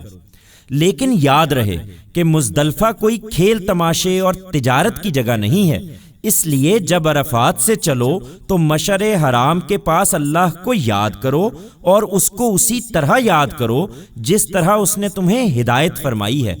اور اس سے پہلے تو بلا شبہ تم لوگ گمراہوں میں تھے۔ پھر یہ بھی ضروری ہے کہ جہاں سے اور سب لوگ پلٹتے ہیں تم بھی قریش کے لوگوں وہیں سے پلٹو اور اللہ سے مغفرت چاہو، یقیناً اللہ بخشنے والا ہے، اس کی شفقت ابدی ہے۔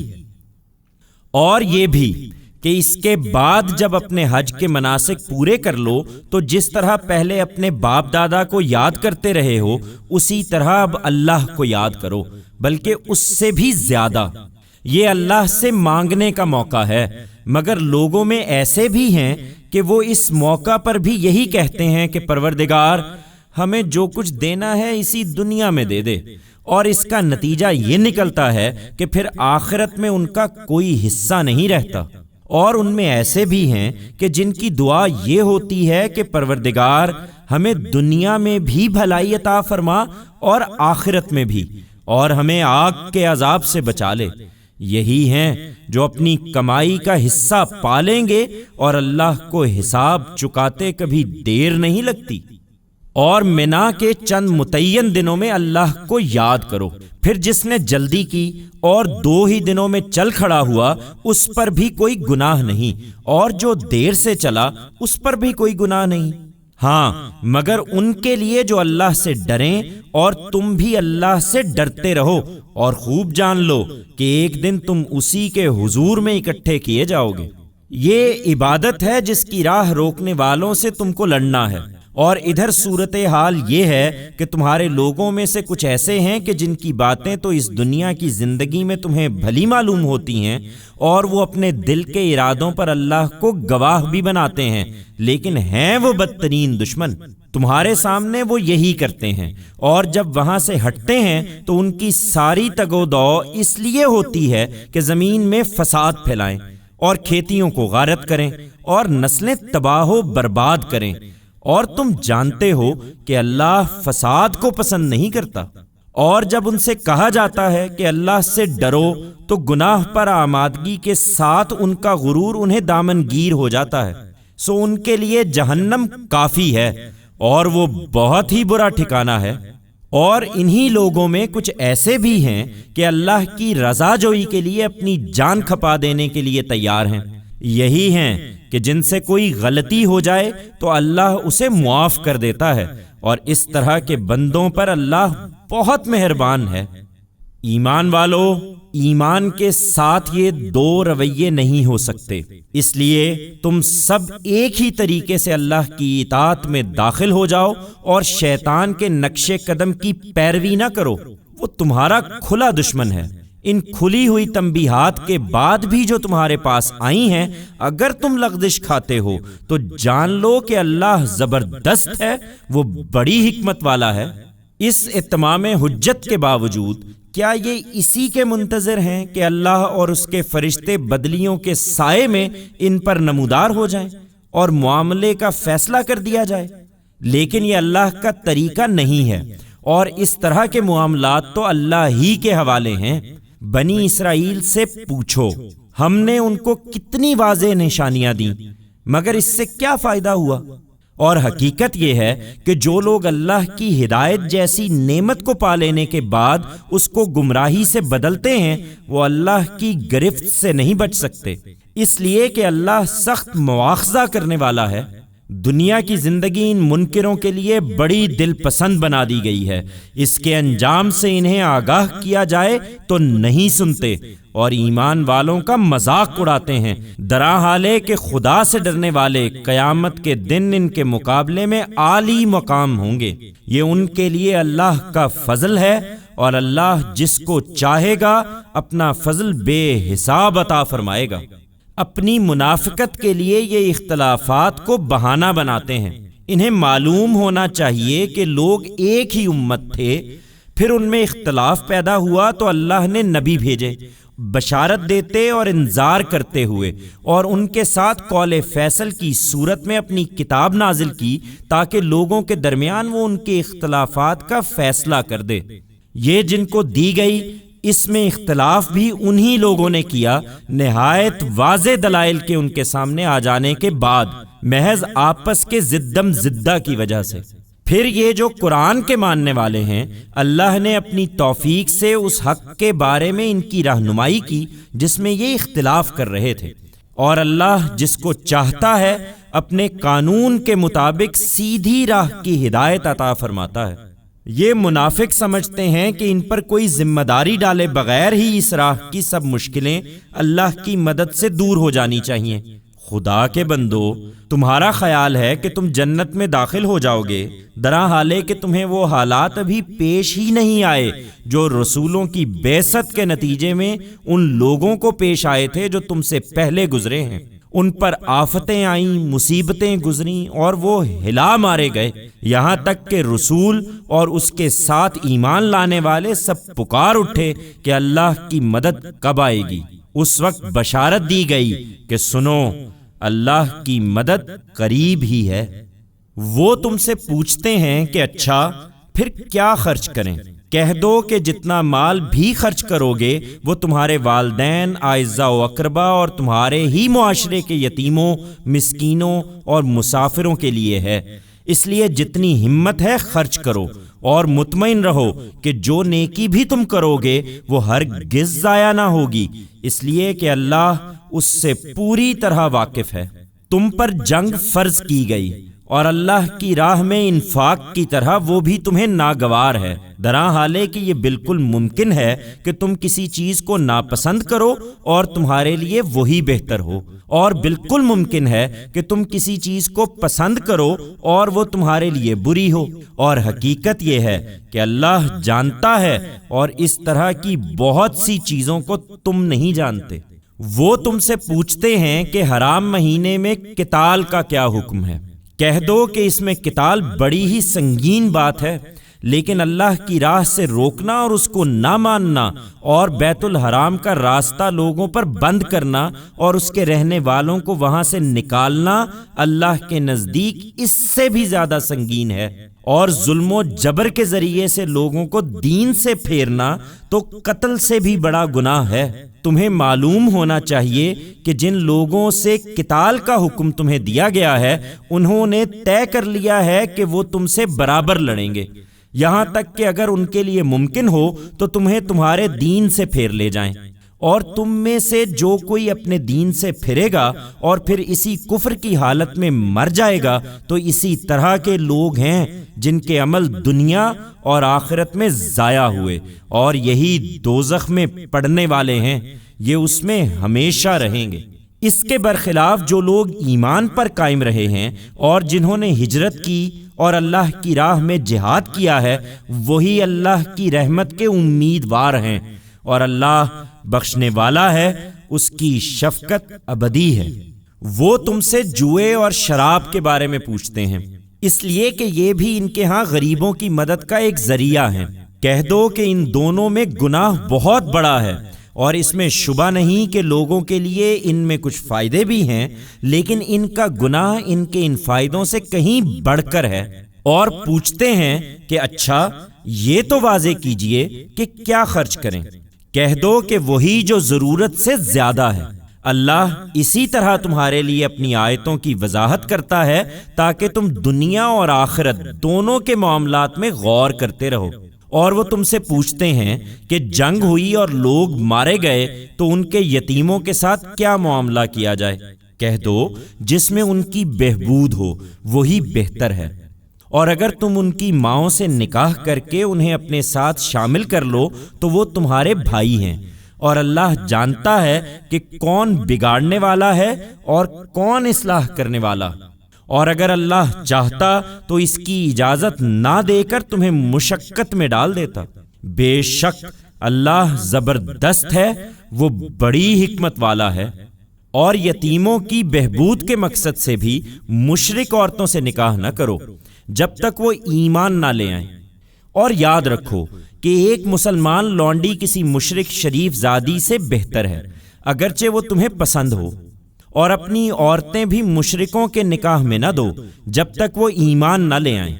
اور یاد رکھو کہ ایک مسلمان غلام کسی مشرک شریف زادے سے بہتر ہے، اگرچہ وہ تمہیں پسند ہو۔ یہ مشرک لوگ تمہیں دوزخ کی طرف بلاتے ہیں اور اللہ اپنی توفیق سے جنت اور مغفرت کی دعوت دیتا ہے، اور لوگوں کے لیے اپنی آیتوں کی وضاحت کرتا ہے تاکہ وہ یاد دہانی حاصل کریں۔ اور نکاح کا ذکر ہوا ہے تو وہ تم سے پوچھتے ہیں کہ عورتوں کے حیض کا کیا حکم ہے؟ کہہ دو یہ ایک طرح کی نجاست ہے، چنانچہ حیض کی حالت میں عورتوں سے الگ رہو، اور جب تک وہ خون سے پاک نہ ہو جائیں ان کے قریب نہ جاؤ۔ پھر جب وہ نہا کر پاکیزگی حاصل کر لیں تو ان سے ملاقات کرو جہاں سے اللہ نے تمہیں اس کا حکم دیا ہے۔ یقیناً اللہ ان لوگوں کو پسند کرتا ہے جو توبہ کرنے والے ہوں، اور ان کو جو پاکیزگی اختیار کرنے والے ہوں۔ تمہاری یہ عورتیں تمہارے لیے کھیتی ہیں، لہٰذا تم اپنی اس کھیتی میں جس طرح چاہو آؤ، اور اس کے ذریعے سے دنیا اور آخرت دونوں میں اپنے لیے آگے کی تدبیر کرو، اور اللہ سے ڈرتے رہو، اور خوب جان لو کہ تمہیں ایک دن لازماً اس سے ملنا ہے۔ اور ایمان والوں کو اے پیغمبر اس ملاقات کے موقع پر فلاح و سعادت کی خوشخبری سنا دو۔ عورتوں سے متعلق بعض دوسرے معاملات بھی ہیں، انہیں بھی سمجھ لو، اور اپنی قسموں کے لیے اللہ کے نام کو دوسروں سے حسن سلوک کرنے اور حدود الہی کی رعایت کرنے اور لوگوں کے مابین صلح کرانے میں رکاوٹ نہ بناؤ، اور متنبہ رہو کہ اللہ سمیع و علیم ہے۔ اللہ تمہاری ان قسموں پر تو تمہیں نہیں پکڑے گا جو تم بے ارادہ کھا لیتے ہو، لیکن وہ قسمیں جو اپنے دل کے ارادے سے کھاتے ہو ان پر لازماً تمہارا مواخذہ کرے گا، اور حقیقت یہ ہے کہ اللہ بخشنے والا ہے، وہ بڑا بردبار ہے۔ اس لیے جو لوگ اپنی بیویوں سے نہ ملنے کی قسم کھا بیٹھیں ان کے لیے 4 مہینے کی مہلت ہے، پھر وہ رجوع کر لیں تو بے شک اللہ بخشنے والا ہے، اس کی شفقت ابدی ہے۔ اور اگر طلاق کا فیصلہ کر لیں تو اللہ سے ڈرتے ہوئے کریں، اس لیے کہ اللہ سمیع و علیم ہے۔ اور یہ دوسری صورت پیدا ہو جائے تو جن عورتوں کو طلاق دی گئی ہو وہ اپنے آپ کو 3 حیض تک انتظار کرائیں، اور اگر وہ اللہ پر اور قیامت کے دن پر ایمان رکھتی ہیں تو ان کے لیے جائز نہیں ہے کہ جو کچھ اللہ نے ان کے پیٹ میں پیدا کیا ہے اسے چھپائیں،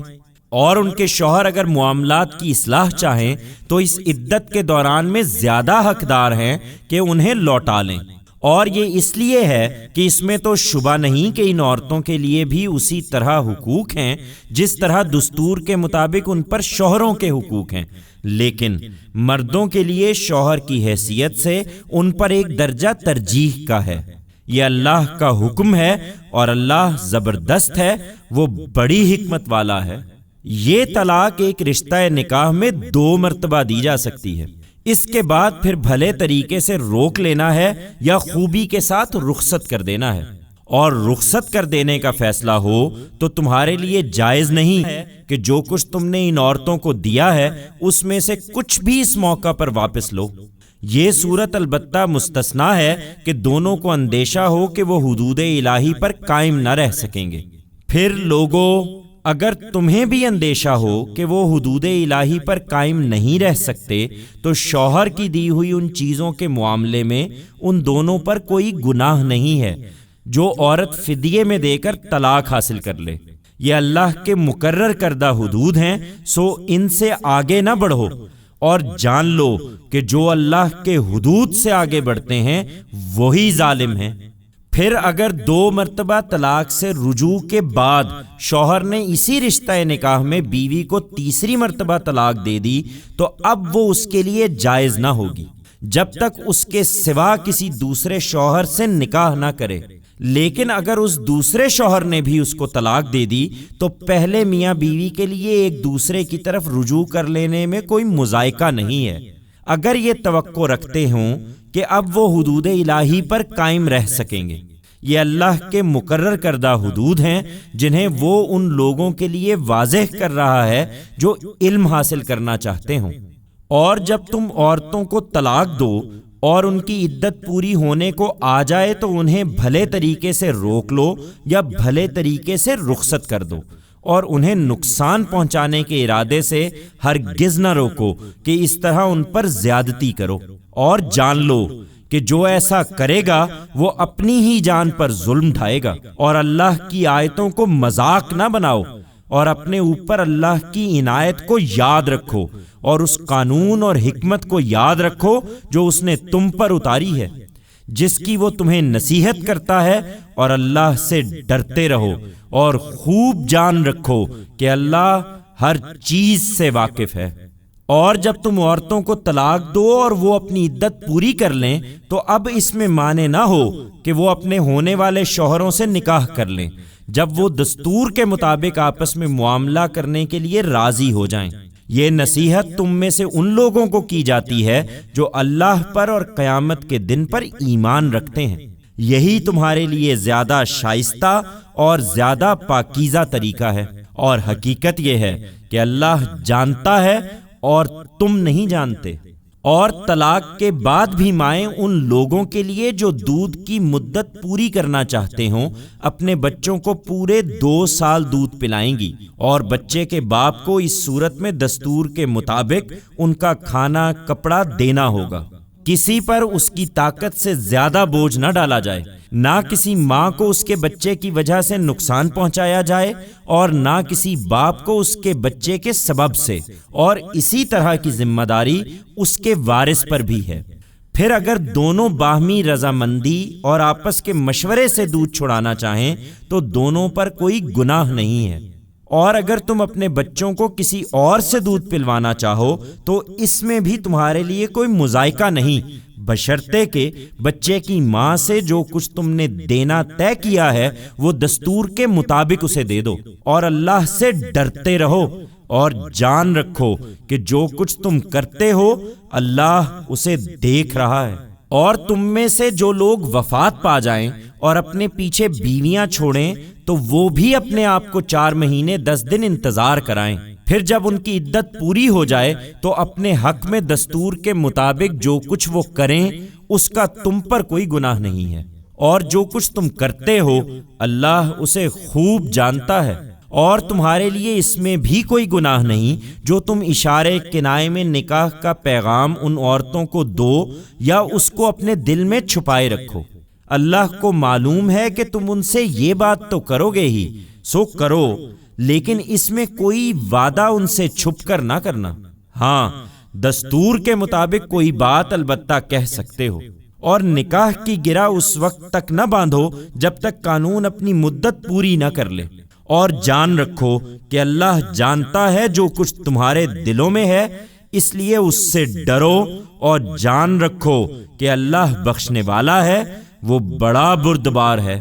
اور اگر تم عورتوں کو اس صورت میں طلاق دو کہ تم نے انہیں ہاتھ نہیں لگایا یا ان کا مہر مقرر نہیں کیا تو مہر کے معاملے میں تم پر کچھ گناہ نہیں ہے، مگر یہ تو لازماً ہونا چاہیے کہ دستور کے مطابق انہیں کچھ سامان زندگی دے کر رخصت کرو، اچھی حالت والے اپنی حالت کے مطابق اور غریب اپنی حالت کے مطابق۔ یہ حق ہے ان پر جو احسان کا رویہ اختیار کرنے والے ہوں۔ لیکن تم نے اگر طلاق تو انہیں ہاتھ لگانے سے پہلے دی مگر ان کا مہر مقرر کر چکے ہو تو مقررہ مہر کا نصف انہیں دینا ہوگا، الا یہ کہ وہ اپنا حق چھوڑ دیں یا وہ چھوڑ دے جس کے ہاتھ میں نکاح کی گرہ ہے۔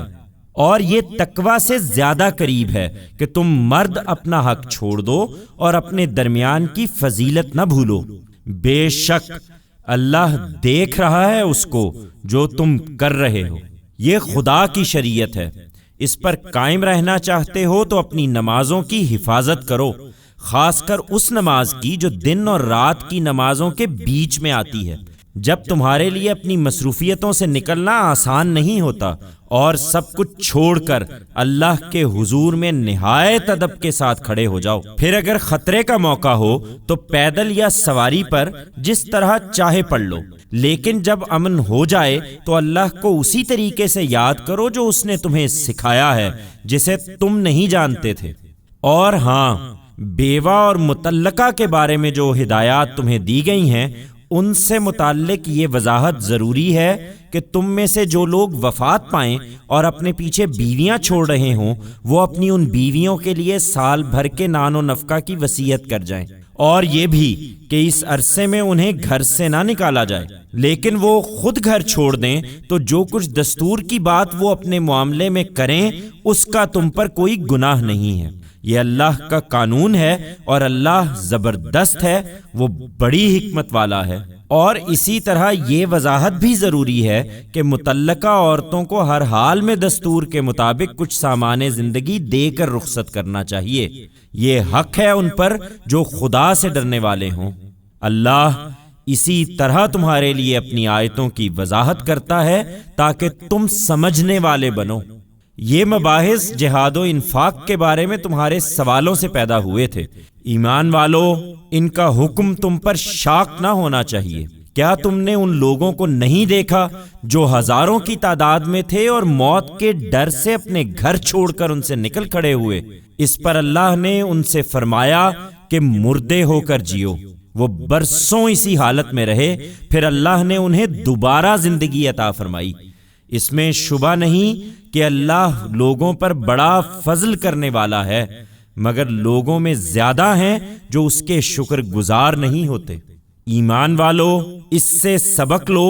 اور اللہ کی راہ میں جنگ کرو، اور خوب جان رکھو کہ اللہ سمیع و علیم ہے۔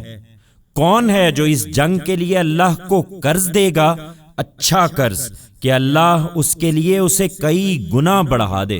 اور جو گریز کرے تو اسے معلوم ہونا چاہیے کہ اللہ ہی ہے جو تنگی بھی کرتا ہے اور فراخی بھی، اور تم کو ایک دن اسی کی طرف لوٹنا بھی ہے۔ تم نے موسیٰ کے بعد بنی اسرائیل کے سرداروں کو نہیں دیکھا جب انہوں نے اپنے ایک نبی سے کہا آپ ہمارے لیے ایک بادشاہ مقرر کر دیں تاکہ ہم اس کے حکم پر اللہ کی راہ میں جنگ کریں۔ اس پر نبی نے کہا ایسا نہ ہو کہ تم پر جہاد فرض کیا جائے اور پھر تم جہاد نہ کرو۔ وہ بولے ہم کیوں اللہ کی راہ میں جہاد نہ کریں گے جبکہ ہمیں ہمارے گھروں اور ہمارے بچوں سے دور نکال دیا گیا ہے۔ لیکن ہوا یہی کہ جب ان پر جہاد فرض کیا گیا تو ان میں سے تھوڑے سے لوگوں کو چھوڑ کر باقی سب پھر گئے، اور حقیقت یہ ہے کہ اللہ ان ظالموں سے خوب واقف تھا۔ اور ان کے اس مطالبے پر ان کے نبی نے انہیں بتایا کہ اللہ نے طالوت کو تمہارے لیے بادشاہ مقرر کر دیا ہے۔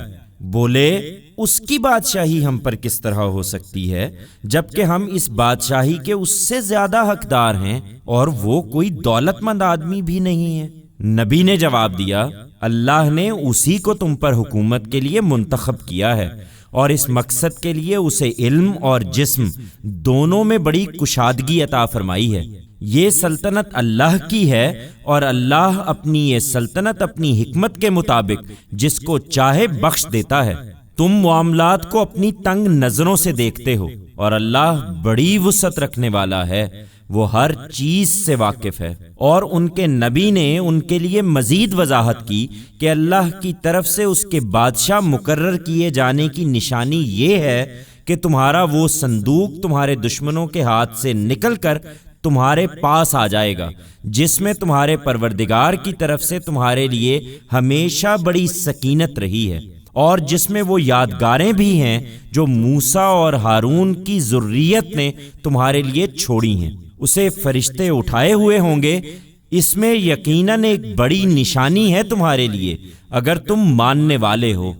بنی اسرائیل کی حکومت سنبھالنے کے بعد پھر جب طالوت فوجیں لے کر نکلے تو انہوں نے لوگوں کو بتایا کہ اللہ نے فیصلہ کیا ہے کہ وہ ایک ندی کے ذریعے سے تمہیں آزمائے گا۔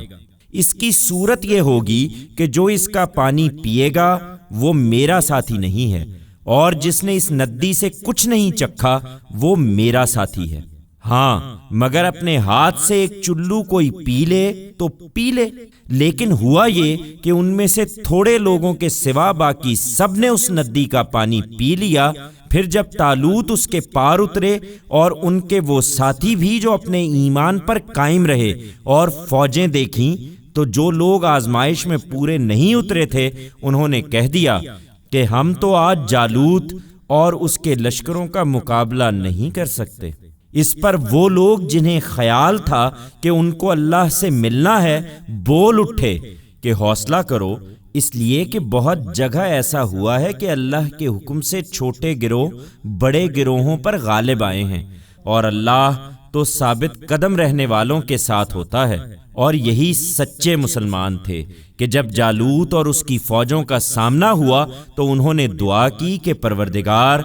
ہم پر صبر کا فیضان فرما اور ہمارے پاؤں جما دے اور ان منکر لوگوں پر ہمیں غلبہ عطا کر دے۔ چنانچہ ان کی دعا قبول ہوئی اور اللہ کے حکم سے انہوں نے اپنے ان دشمنوں کو شکست دے دی،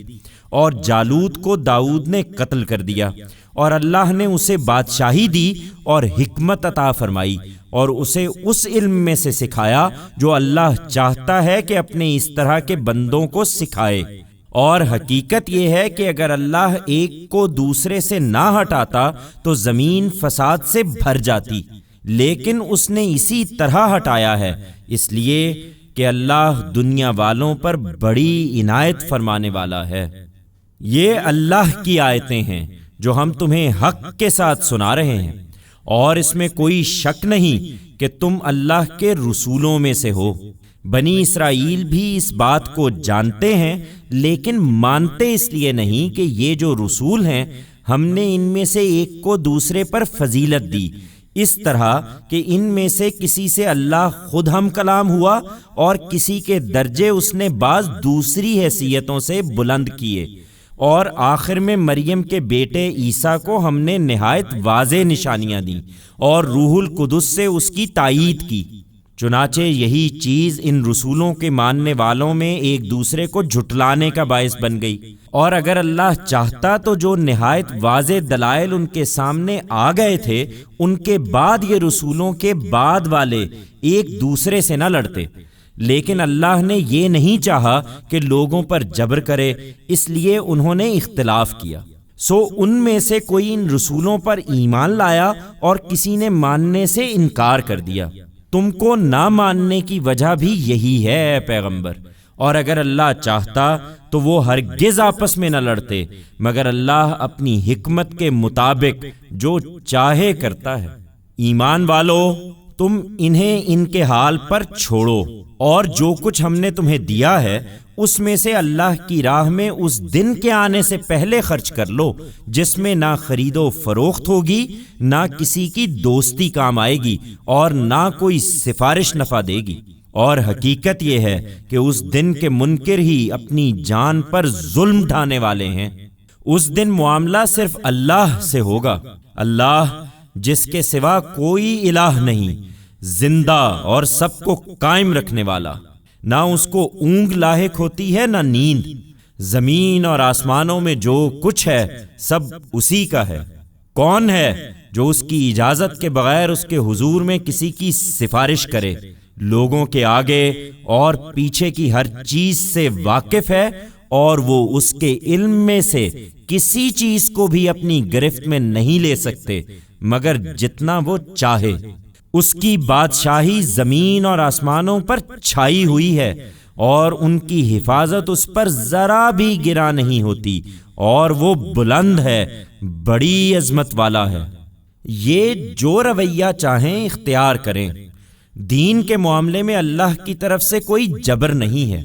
حقیقت یہ ہے کہ ہدایت اس قرآن کے بعد اب گمراہی سے بالکل الگ ہو چکی ہے، لہٰذا جس نے شیطان کا انکار کیا اور اللہ کو مانا تو اس نے گویا نہایت مضبوط رسی پکڑ لی جو کبھی ٹوٹ نہیں سکتی، اور یہ اس لیے کہ اللہ سمیع و علیم ہے۔ یہ ہدایت پانا چاہیں تو اللہ ماننے والوں کا مددگار ہے، وہ انہیں اندھیروں سے روشنی کی طرف نکال لے جاتا ہے۔ اس کے برخلاف نہ ماننے والوں کے مددگار ان کے شیاطین ہیں۔ وہ انہیں روشنی سے اندھیروں کی طرف نکال لے جاتے ہیں۔ یہی دوزخ کے لوگ ہیں، یہ اس میں ہمیشہ رہیں گے۔ اس بات کو سمجھنا چاہتے ہو تو اس کی مثالیں بہت ہیں۔ کیا تم نے اس شخص کو نہیں دیکھا جس نے ابراہیم سے اس کے پروردگار کے معاملے میں حجت کرنا چاہی، اس لیے کہ اللہ نے اسے اقتدار عطا فرمایا تھا؟ اس وقت جب ابراہیم نے اس سے کہا کہ میرا پروردگار تو وہ ہے جو مارتا اور جلاتا ہے، اس نے جواب دیا کہ میں بھی مارتا اور جلاتا ہوں۔ ابراہیم نے فوراً کہا، اچھا تو یوں ہے کہ اللہ سورج کو مشرق سے نکالتا ہے، تم ذرا اسے مغرب سے نکال لاؤ۔ سو یہ سن کر وہ منکر حق بالکل حیران رہ گیا، اور حقیقت یہ ہے کہ اس طرح کے ظالم لوگوں کو اللہ کبھی ہدایت نہیں دیتا۔ یا اس شخص کی مثال ہے جس کا گزر ایک بستی پر ہوا جو اپنی چھتوں پر گری پڑی تھی۔ اس نے حیرت سے کہا، اس کے اس طرح فنا ہو جانے کے بعد اللہ اسے کس طرح دوبارہ زندہ کرے گا؟ اس پر اللہ نے اسے 100 سال کی موت دی، پھر اس کو اٹھایا اور پوچھا، کتنی مدت پڑے رہے؟ اس نے جواب دیا، 1 دن یا اس سے کچھ کم رہا ہوں گا۔ فرمایا، نہیں بلکہ 100 سال اسی حالت میں تم پر گزر گئے۔ اب ذرا اپنے کھانے اور پینے کی چیزوں کو دیکھو، ان میں سے کوئی چیز سڑی نہیں۔ دوسری طرف ذرا اپنے گدھے کو دیکھو کہ ہم اس کو کس طرح زندہ کرتے ہیں، اس لیے کہ تمہیں اس بستی کے اٹھائے جانے پر یقین ہو، اور اس لیے کہ ہم لوگوں کے لیے تمہیں امید کی ایک نشانی بنا دیں۔ اور ہڈیوں کی طرف دیکھو، ہم کس طریقے سے ان کو اٹھاتے اور پھر ان پر گوشت چڑھاتے ہیں۔ اس طرح جب حقیقت اس پر واضح ہو گئی تو وہ پکار اٹھا کہ اب کوئی تردد نہیں رہا، میں جانتا ہوں کہ اللہ ہر چیز پر قدرت رکھتا ہے۔ اور اس سلسلے میں وہ واقعہ بھی پیش نظر رہے جب ابراہیم نے کہا تھا کہ پروردگار مجھے دکھا دیں کہ آپ مردوں کو کس طرح زندہ کریں گے۔ فرمایا، کیا تم ایمان نہیں رکھتے؟ عرض کیا، ایمان تو رکھتا ہوں، لیکن خواہش ہے کہ میرا دل پوری طرح مطمئن ہو جائے۔ فرمایا، اچھا تو 4 پرندے لو، پھر ان کو اپنے ساتھ ہلا لو، پھر ان کو ذبح کر کے ہر پہاڑی پر ان میں سے ایک ایک کو رکھ دو، پھر انہیں پکارو، وہ زندہ ہو کر دوڑتے ہوئے تمہارے پاس آ جائیں گے۔ اور آئندہ کے لیے خوب سمجھ لو کہ اللہ زبردست ہے، وہ بڑی حکمت والا ہے۔ ہدایت و ضلالت کے معاملے میں اللہ کا طریقہ یہی ہے، اس لیے یہ نہیں مانتے تو انہیں چھوڑو، اور تم اچھی طرح سمجھ لو کہ اللہ کی راہ میں اپنے مال خرچ کرنے والوں کے اس عمل کی مثال اس دانے کی ہے جس سے 7 بالی نکلیں، اس طرح کہ ہر بال میں 100 دانے ہوں۔ اللہ اپنی حکمت کے مطابق جس کے لیے چاہتا ہے اسی طرح بڑھا دیتا ہے، اور حقیقت یہ ہے کہ اللہ بڑی وسعت والا ہے، وہ ہر چیز سے واقف ہے۔ جو لوگ اللہ کی راہ میں اپنے مال خرچ کرتے ہیں، پھر جو کچھ خرچ کیا ہے اس کے پیچھے نہ احسان جتاتے ہیں نہ دل آزاری کرتے ہیں، ان کے لیے ان کے پروردگار کے ہاں ان کا اجر ہے، اور ان کے لیے نہ وہاں کوئی اندیشہ ہے اور نہ وہ کبھی غم زدہ ہوں گے۔ ایک اچھا بول اور ناگواری کا موقع ہو تو ذرا سی چشم پوشی اس خیرات سے بہتر ہے جس کے ساتھ اذیت لگی ہوئی ہو، اور تمہیں معلوم ہونا چاہیے کہ اس طرح کی خیرات سے اللہ بے نیاز ہے۔ اس رویے پر وہ تمہیں محروم کر دیتا، لیکن اس کا معاملہ یہ ہے کہ اس کے ساتھ وہ بڑا بردبار بھی ہے۔ ایمان والو، احسان جتا کر اور دوسروں کی دل آزاری کر کے اپنی خیرات کو ان لوگوں کی طرح ضائع نہ کرو جو اپنا مال لوگوں کو دکھانے کے لیے خرچ کرتے ہیں، اور وہ نہ خدا پر ایمان رکھتے ہیں اور نہ قیامت کے دن کو مانتے ہیں۔ سو ان کی مثال ایسی ہے کہ ایک چٹان ہو جس پر کچھ مٹی ہو، پھر اس پر زور کا می پڑے اور اس کو بالکل چٹان کی چٹان چھوڑ جائے۔ قیامت کے دن ان کی کمائی میں سے کچھ بھی ان کے ہاتھ نہ آئے گا، اور حقیقت یہ ہے کہ اس طرح کے ناشکرے لوگوں کو اللہ کبھی راہ یاب نہیں کرتا۔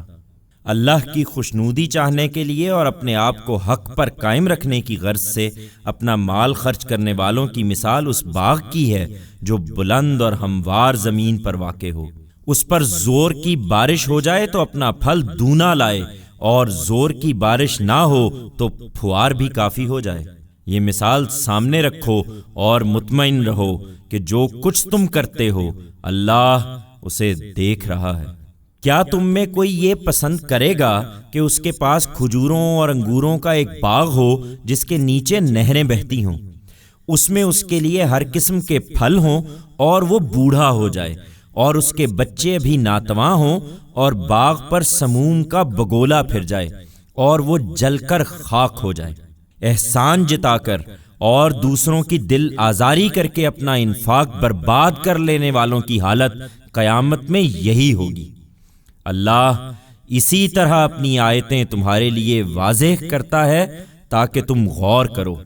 ایمان والو، اپنی پاکیزہ کمائی میں سے خرچ کرو، اور اس میں سے بھی جو ہم نے تمہارے لیے زمین سے نکالا ہے، اور کوئی بری چیز تو اس میں سے اللہ کی راہ میں خرچ کرنے کا خیال بھی نہ کرو۔ تم اس طرح کی چیزوں میں سے خرچ کرتے ہو، لیکن اپنا حال یہ ہے کہ اس کی قیمت گھٹا نہ لو تو اسے لینے کے لیے تیار نہیں ہوتے، اور جان رکھو کہ تمہاری اس خیرات سے اللہ بے نیاز ہے، وہ ستودہ صفات ہے۔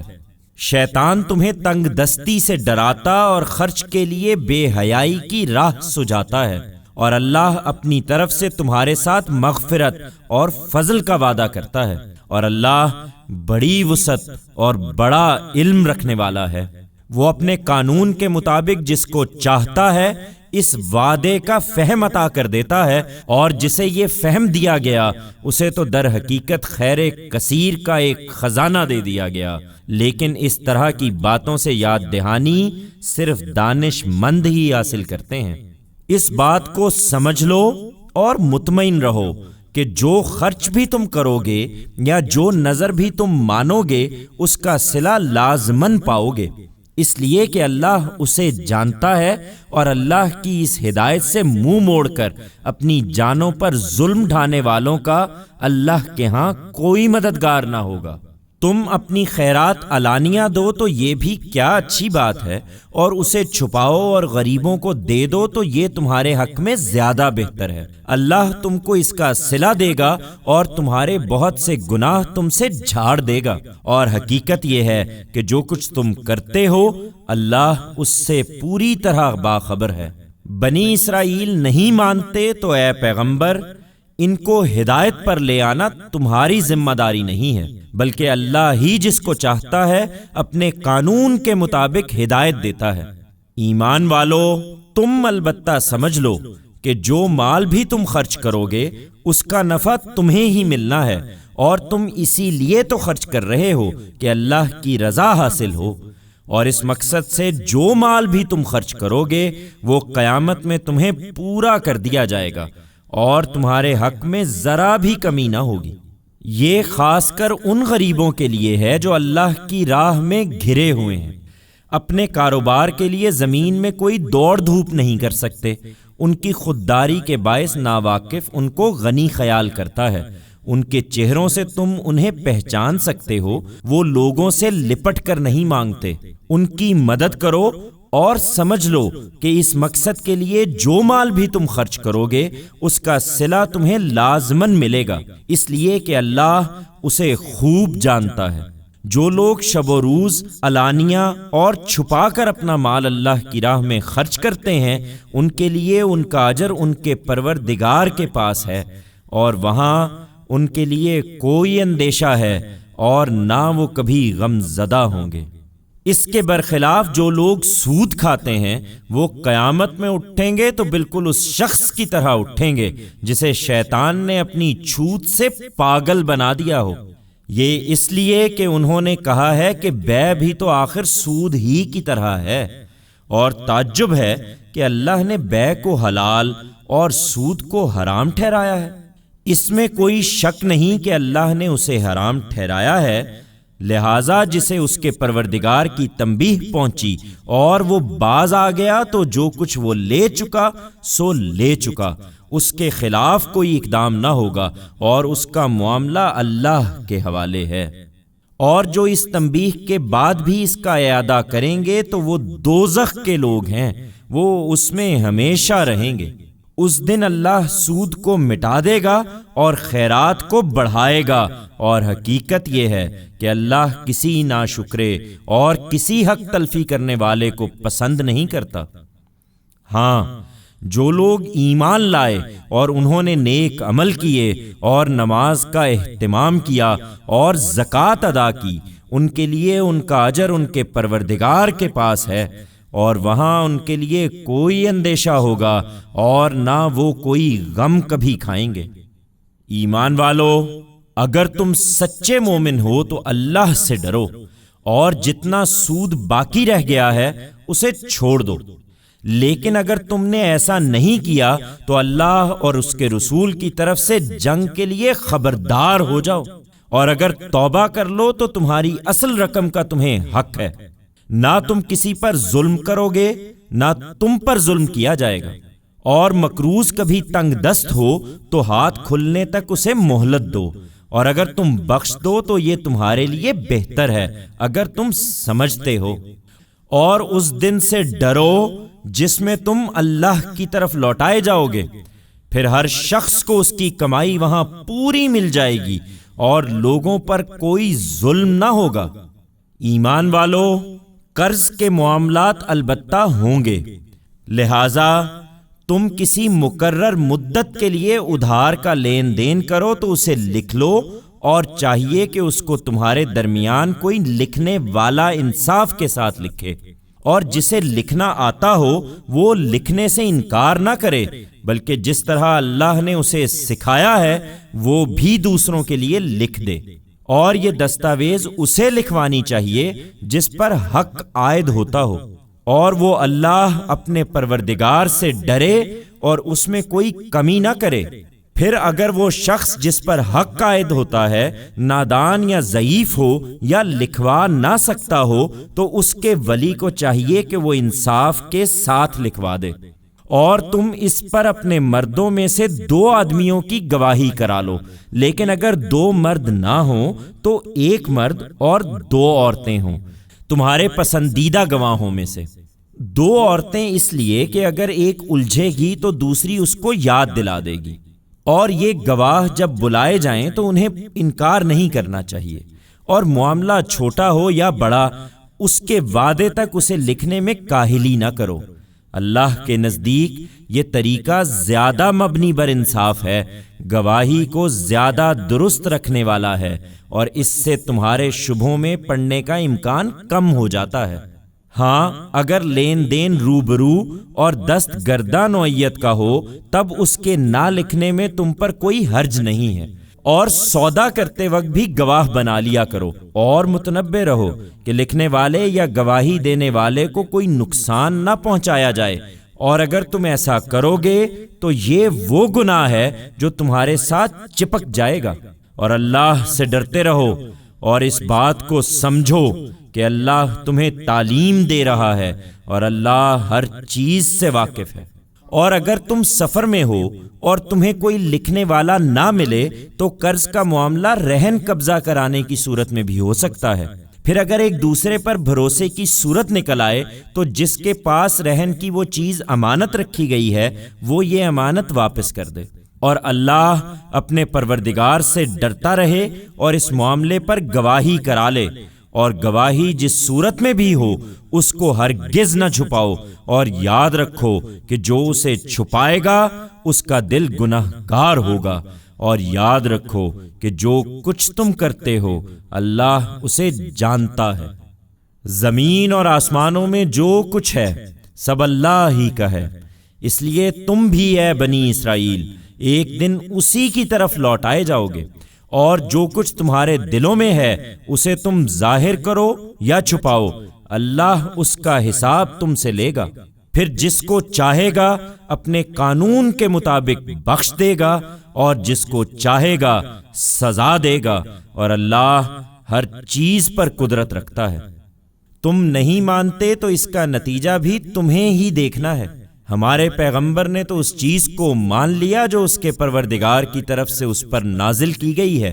اور اس کے ماننے والوں نے بھی۔ یہ سب اللہ پر ایمان لائے اور اس کے فرشتوں اور اس کی کتابوں اور اس کے پیغمبروں پر ایمان لائے۔ ان کا اقرار ہے کہ ہم اللہ کے پیغمبروں میں سے کسی کے درمیان کوئی فرق نہیں کرتے، اور انہوں نے کہہ دیا ہے کہ ہم نے سنا اور سر اطاعت جھکا دیا۔ پروردگار،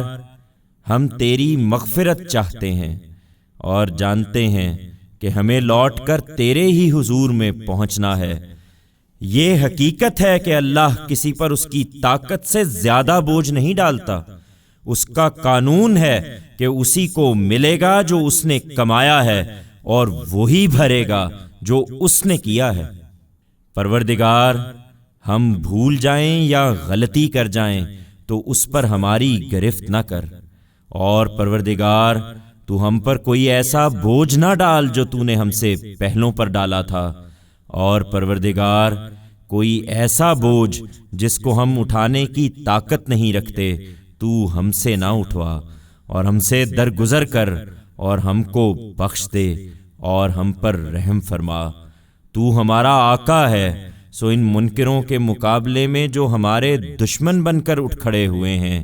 تو ہماری مدد کر۔